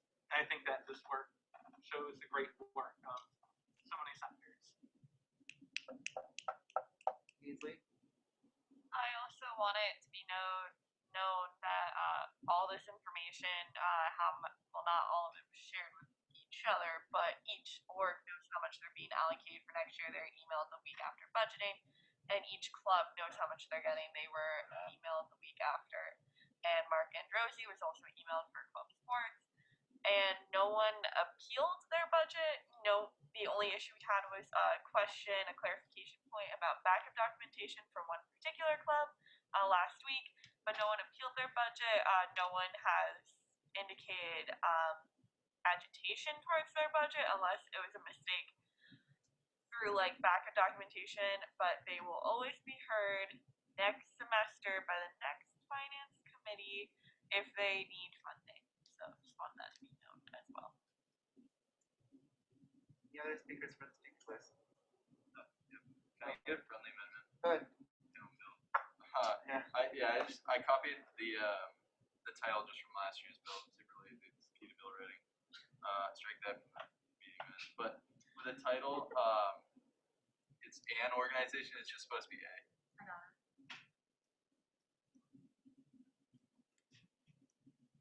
So I can't change it. I got it. Yeah. Okay, well, we're all going to reflect on that. We know that's changed. Any other? It's changed, I promise. Any other speakers for this legislation? Motion to call this bill to question. Second. All those in favor of calling this bill to question? All those opposed? Abstentions? This bill is now called to question. It's not a bylaw bill. Motion to adopt by unanimous consent. Is there any dissent? Going once, going twice. Okay, this bill passes. Any other piece is the legislation for business, Jake? Introducing SS47 0-010, a resolution supporting the university's policy mandating that every student receive a COVID-19 vaccination except in the case of a medical or religious exemption. Would you like to elaborate? Yes, I would. So, as we all should be very well aware by now, for those returning next year, the school has mandated that you receive a COVID-19 vaccination. And with the exception of if you have a medical or religious exception. And this is done to really try to create herd immunity on our campus by promoting this safe practice that will allow us to return to in-person classes and conduct next year. In response to us initiating this policy as a school, the Rhode Island General Assembly has introduced a bill 5989 to the House Judiciary, which would add refusal to receive a vaccination to a list of discriminatory practices that would therefore be protected. So this would take away the school's ability and that of other private businesses to mandate that their employees and patrons receive a COVID-19 vaccination. And so this bill is supporting the university's stance and in favor of mandating this vaccination for our students and staff and faculty, and therefore is opposing House Bill 5989. Any speakers for the speakers list? Oh, wait, we have motions. There is a motion to extend the meeting and time to 9:15. There's a second. We have to vote on this motion. All those in favor of extending the meeting and time to 9:15?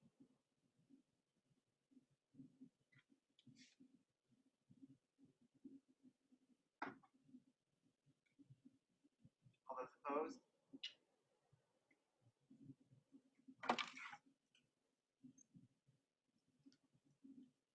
Can you put your hand in front of your camera, please, if you're raising your hand?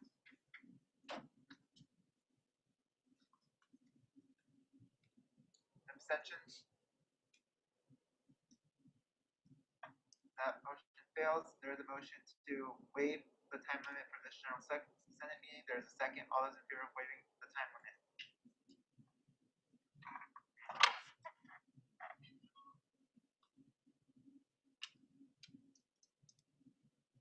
All those opposed? Abstentions? So the time limit is waived. Any speakers for the speakers list?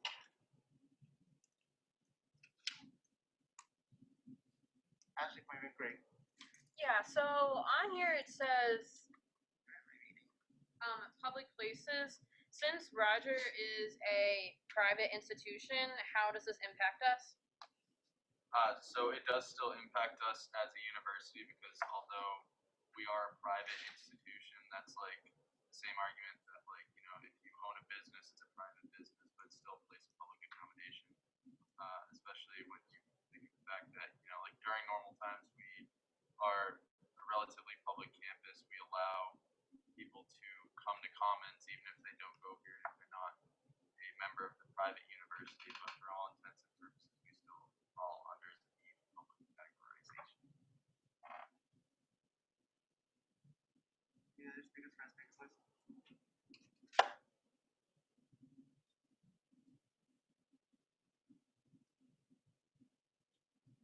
What was the question? Oh, sorry, never mind. I'll be with that. Adam? Withdrawn. Okay. Anyone else before I make another motion? Allie? I guess I'm just kind of curious what the process was about how we e-board got to get onto writing this resolution. I'll direct to that. So I, myself and the student body president-elect had a meeting with John King.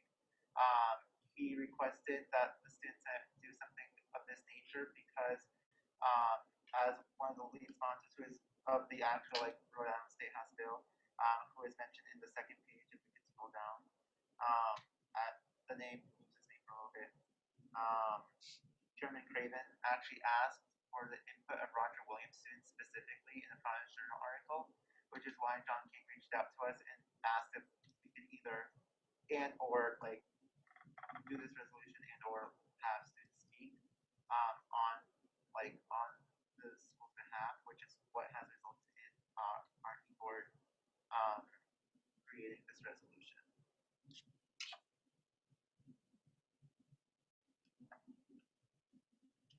Motion amendments. There's a second. What's your amendment? Motion to add Representative Norray, who's the lead sponsor of this, as a recipient of the resolution. All those in favor of adding Representative Norray as lead sponsor to this resolution? All those opposed? Abstentions? That amendment passes. Point of personal privilege, can you type it in the chat? Because I don't know how to spell that. Adam, I can get you. I can get the email. The other speakers for the speakers list. Should we call this bill to question? Second. All those in favor of calling this resolution to question? All those opposed? Abstentions? This resolution is called to question. Motion to vote by normal hands. Second. All those in favor of voting by normal hands? All those opposed? Abstentions?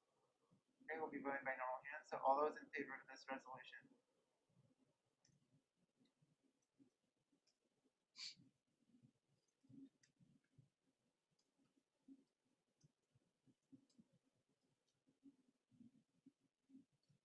All those opposed? Abstentions?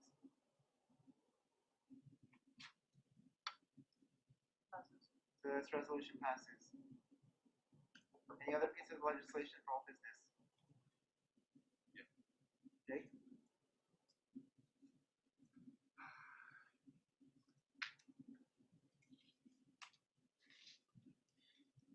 Okay.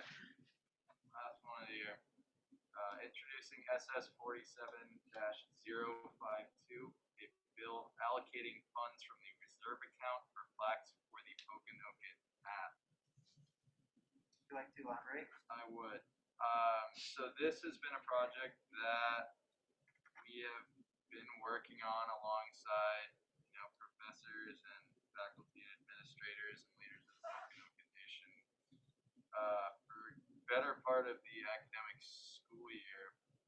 And so now we are finally zeroing in on the actual implementation of this path. And to do that, we need to free up some funds so that we can have this put into place over the summer. That being said, we do acknowledge that an exact price point has not yet been obtained. And so by nature of this bill, this is to free up funds up to the absolute maximum amount that we believe it would cost, but no further than that.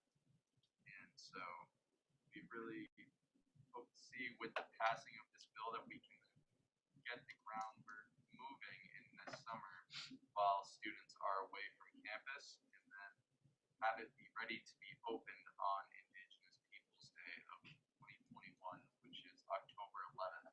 So if we were to not pass this bill, if we were to wait until an exact price point, then we would be scrambling to put this in and to make this effort in the first month of school while also dealing with the chaos of moving on campus and everything of that nature. I think that this is pretty self-explanatory. A bill allocating the funds here. We've been sort of watching the progress of this project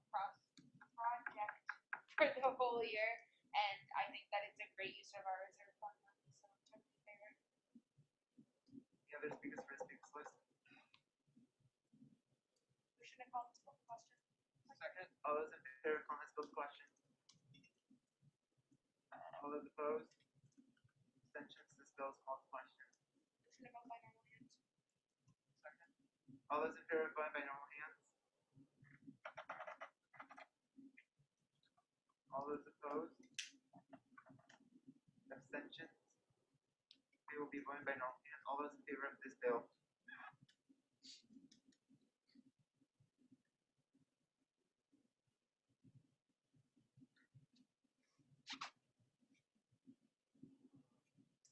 All those opposed? Abstentions?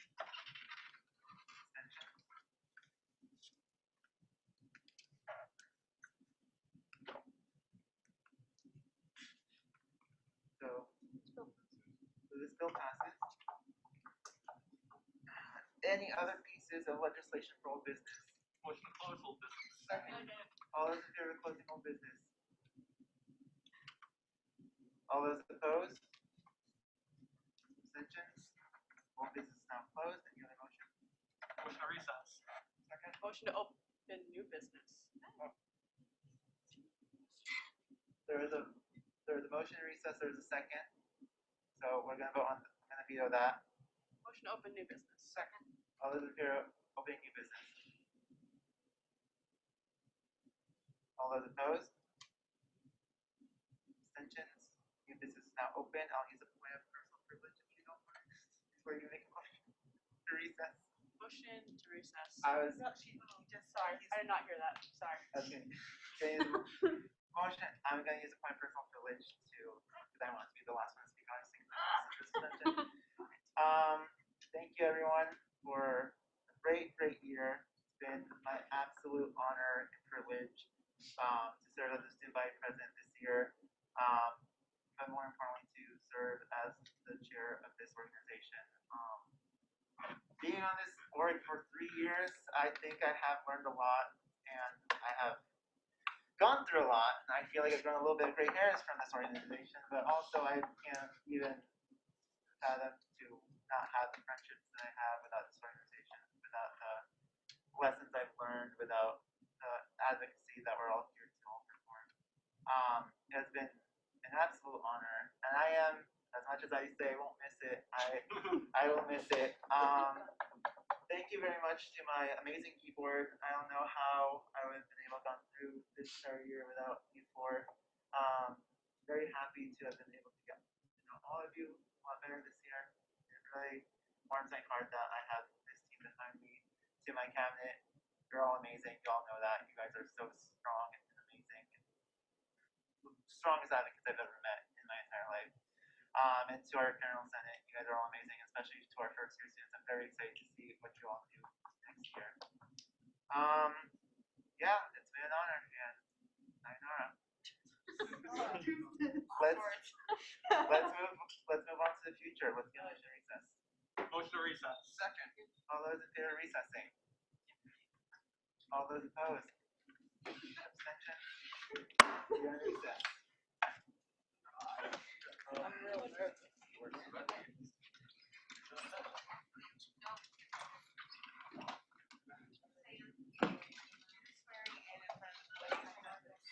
Yeah. We are in recess. After they swear in, cash and then.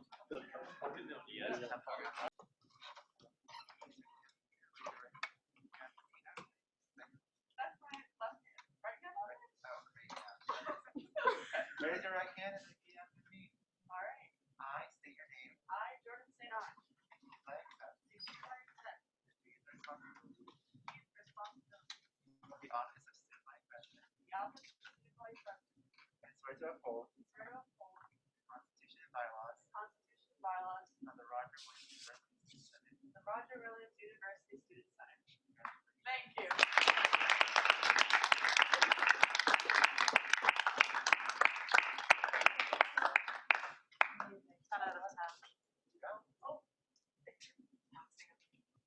All right, so all senators, please raise your right hand and repeat after me. I state your name. I, Brian Carroll, I handle. Do hereby accept the duties and responsibilities Do hereby accept the duties and responsibilities Hereby accept the duties and responsibilities of the office of the Student Senate. of the office The office of the Student Senate. Senate. And swear to uphold. and swear to And uphold swear to uphold. Swear to uphold Constitution and bylaws of the Roger Williams University. The Constitution. The Constitution Constitution and bylaws of the Roger Williams Student Senate. University Student Senate. Congratulations.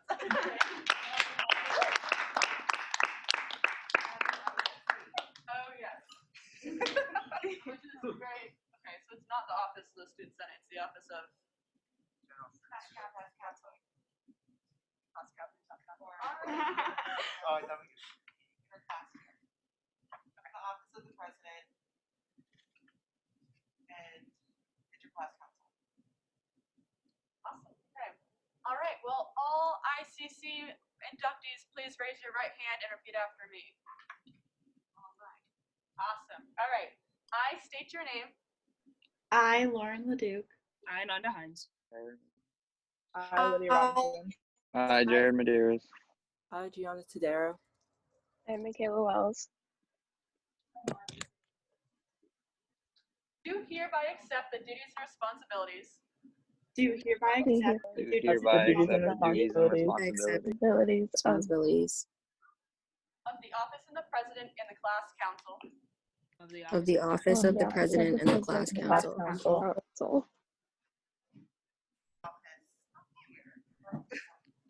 So like the secretaries, like they just say whatever their office is. So do I go back?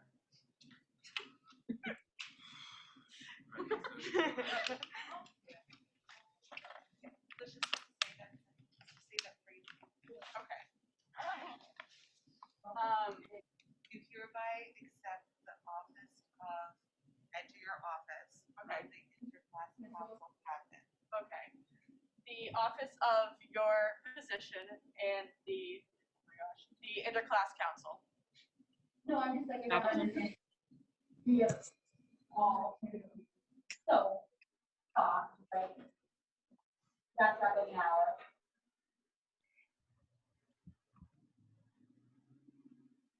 Swear to uphold the Constitution and bylaws swear to uphold the Constitution and bylaws Roger Williams University Student Senate. of the Roger of the Roger Williams University Student Senate. Hi, congratulations.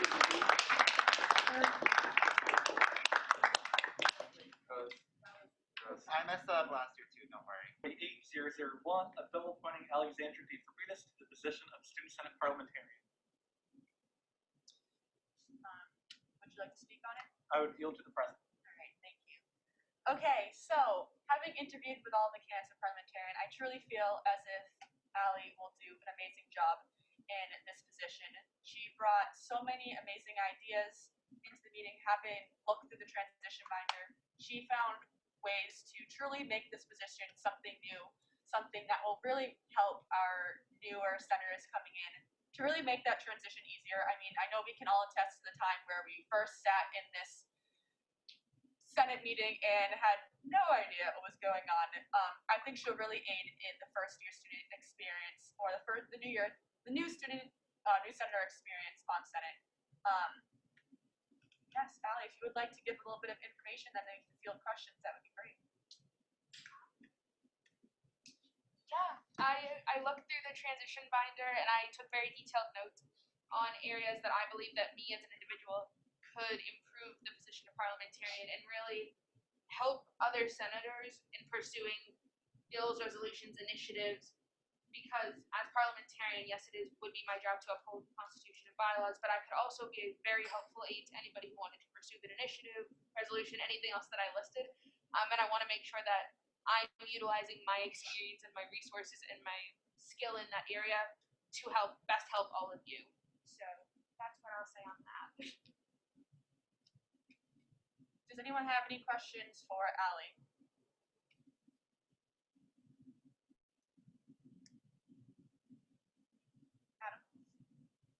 So you talked about some new ideas, so do you want to elaborate on some of them? Oh my gosh, sure.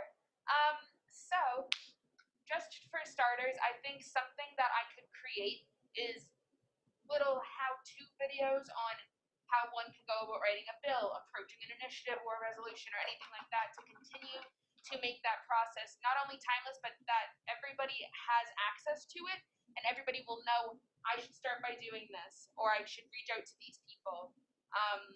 And so that way everybody has the same starting point and they're not scrambling for pieces and just trying to ask random senators on how to approach a topic. That's just one idea that I have.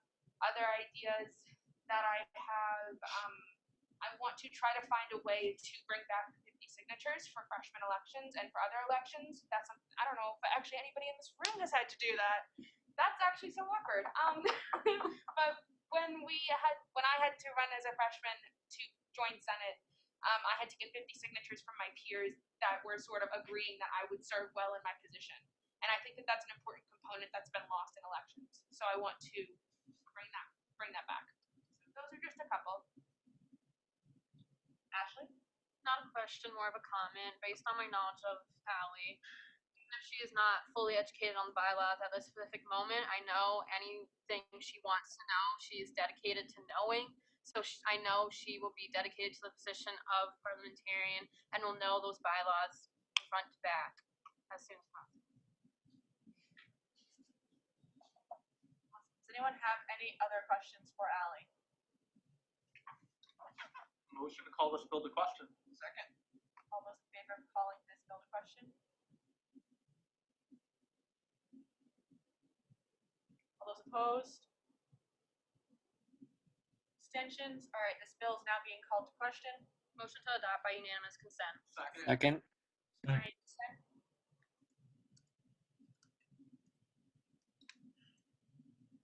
Okay, this bill passes.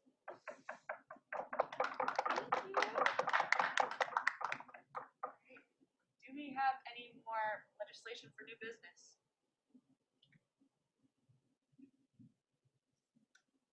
Adam. Introducing SS4802, a bill appointing Fiona Dolan to the position of student senator. Would you like to elaborate? I will yield to the president. All right. So when there was open position on Senate, Fiona was very willing to jump back in and be as helpful as she was in SS47 as she will most definitely be in SS48. Whenever she has any sort of insight, she brings it so wholeheartedly and always with a smile. In her interview, she talked a lot about some new ideas she'd like to bring to Senate, and she really loves to work on legislation and be part of Senate. And even this past SS47, she would attend committee meetings that she wasn't even a part of. So I think she'll be a great addition to SS48. And yeah, Fiona, if you'd like to give us a little bit about, for those who don't know you and some things you might want to do on SS48. Yes, so I'm Fiona Dolan, and on SS47, I was there for just the spring semester, so just this semester, and I was able to debate on a great resolution through SS47 on seniors being able to vote for next year's Student Senate.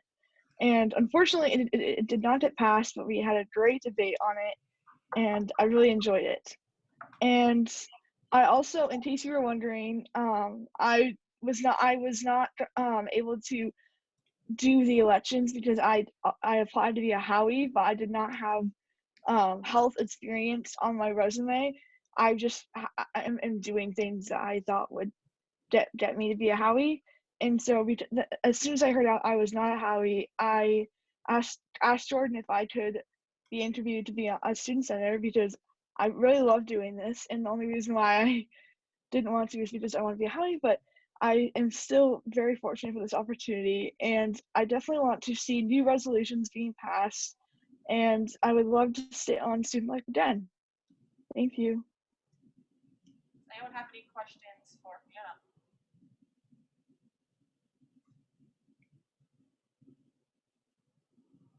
Motion to call this bill to question. Second. All those in favor of calling this bill to question?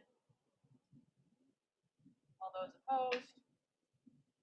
Abstentions? This bill is not called to question. Motion to adopt by unanimous consent. Second. Is there any dissent? Seeing none, this bill passes. Congratulations. Okay. Are there any more bills for new business? Adam. Introducing SS48003, a bill appointing Jack Fusaro to the position of student senator. Would you like to speak on this bill? I would yield to the president. Awesome. So, in the interview with Jack, I know it says Lewis up there, but Jack, if you just want to give a wave real quick. Perfect. All right. So then I know. All right. So in the interview with Jack, he really spoke about a lot of things he sees on campus that he would love to change as a student senator. I think he'd be a great addition to Student Senate. He's someone who's really can lighten the mood at any point. He's really funny, and I think he'll bring such a great spirit to Senate. And I think that this is a great opportunity. And yeah, Jack, would you like to tell us a little bit about yourself and the reason why you chose to be on Senate? Sure. So I'm a rising senior, so I'm going to be a senior next year. I've been an RA on campus for 2 years. Next year I'll be the HRA of Willow. And honestly, I was just looking for opportunities to get more involved on campus. I work with Jordan almost every single day now.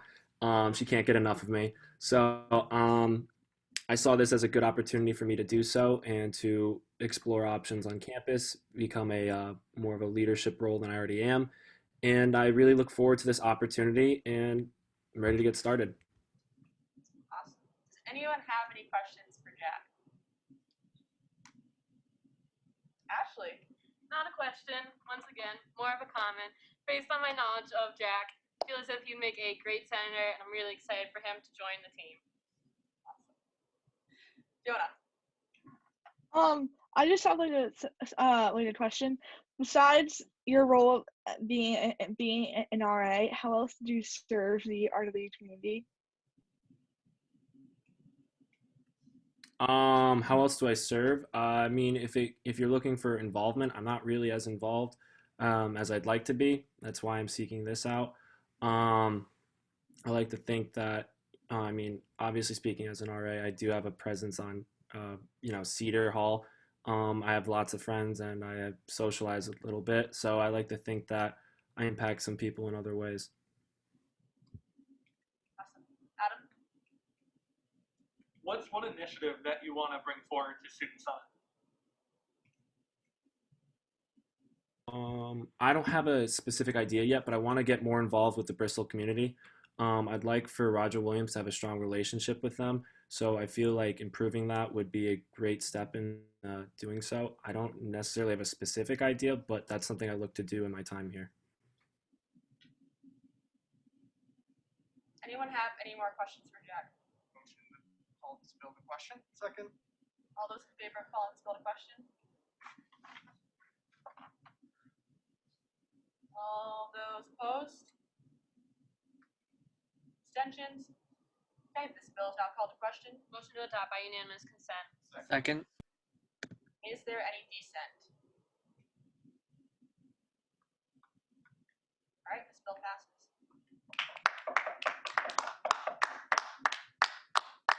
All right, now I will ask for a motion to recess.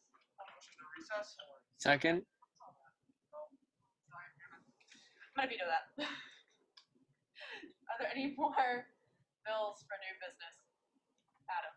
Introducing SS48, a bill appointing Bryanna Bay to the position of Student Senate. Would you like to elaborate? I would yield to the president. All right, so during Brianna's time on SS47, you can say that she has definitely left her lasting impact on the Senate. She has brought forward so many initiatives. She's a powerhouse in open debate and all kinds of legislation. I think she will do nothing but great things in SS48. I'm so happy to hopefully have her back on Senate. I couldn't imagine Senate without her, so Bryanna, would you like to speak on some new ideas you'd hopefully like to bring to Senate and introduce yourself to the newer senators? Hi, I'm Bryanna, and I'm really excited that my study abroad got canceled next fall because it means I get to do another semester of Senate, hopefully, if you all appoint me. So yeah, I've served as the Academic Affairs Chair this past year, and I would be really excited to come back to Senate as a general senator because I feel like I can provide support to the newer chairs, particularly the new Academic Affairs Chair, but also other chairs in a way that other cabinet members might not have time to, because I have the experience of a cabinet member, but I don't have all the time commitments of a current cabinet member. Additionally, I'd like to work on some new initiatives. One idea that I would really love to bring up and hear all of your thoughts on is potentially starting a standing council for diversity, equity, and inclusion. I think that that's a really important issue that we focused on a lot this year, and I would love to see it become something that is a staple in the Student Senate. Other things I'd like to work on would be just potentially other like little initiatives that I didn't get to finish this year because I had a lot of time commitments as a chair. Anyone have any questions for Bryanna? Allie. I feel like someone else is gonna ask it, so I'm just gonna ask, what are some of those initiatives that you want to pursue this year? Well, one of them was actually one that you suggested to me way back at the beginning of this semester, which is a class that would teach students how to do their taxes.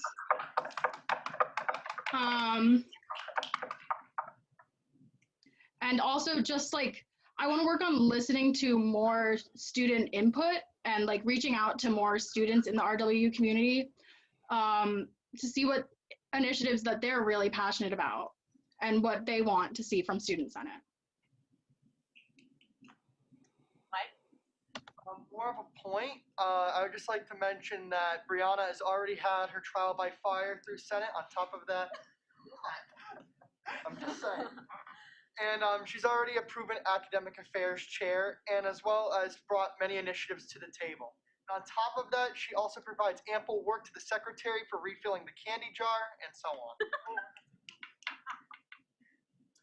Motion to call this bill to question. Second. All in favor of calling this bill to question? I see you, Allie. All those opposed? Abstentions? Okay, this bill is now called to question. Motion to adopt by unanimous consent. Second. Is there any dissent? Seeing none, this bill passes. All right, now for real. Does anyone have a motion? Motion to recess. Second. All in favor of recessing? All right, we are now in recess. Okay. Wait, Jacob Hartlesser's camera's really good right now. I noticed that.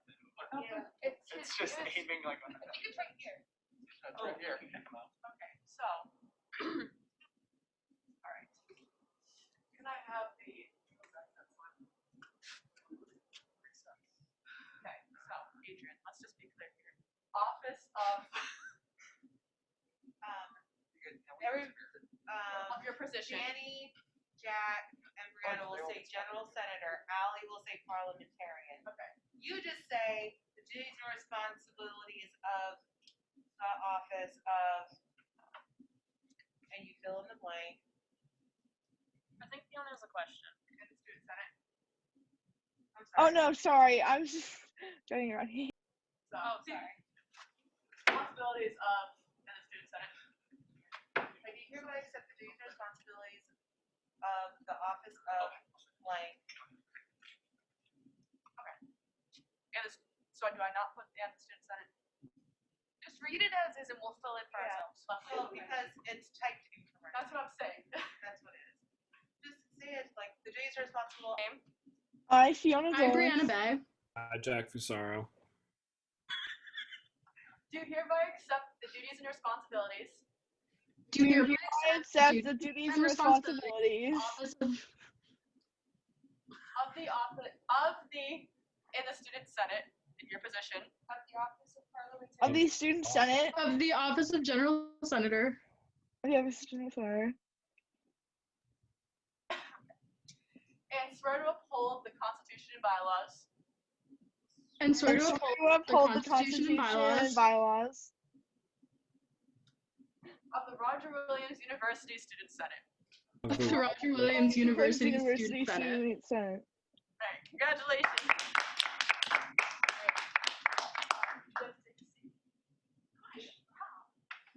Oh gosh.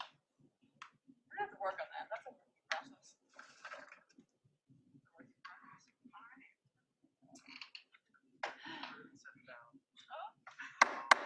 Can I get a roll call, please? Do you have any motions? Motion to close old business. Second. Veto. I'm sorry. I'm gonna veto that. Do we have any new, any other legislation? for new business?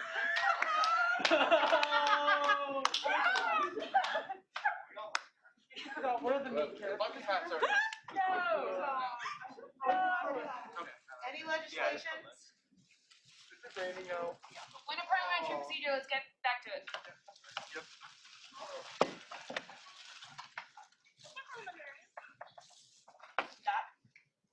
Introducing SS48-XXX, a bill approving of summer spending for written consideration. Oh my god. Okay. Regular consideration, you said? Okay, looking forward to hearing it. Is there any more? Point of parliamentary procedures in this new business. Point of personal privilege, can you speak up?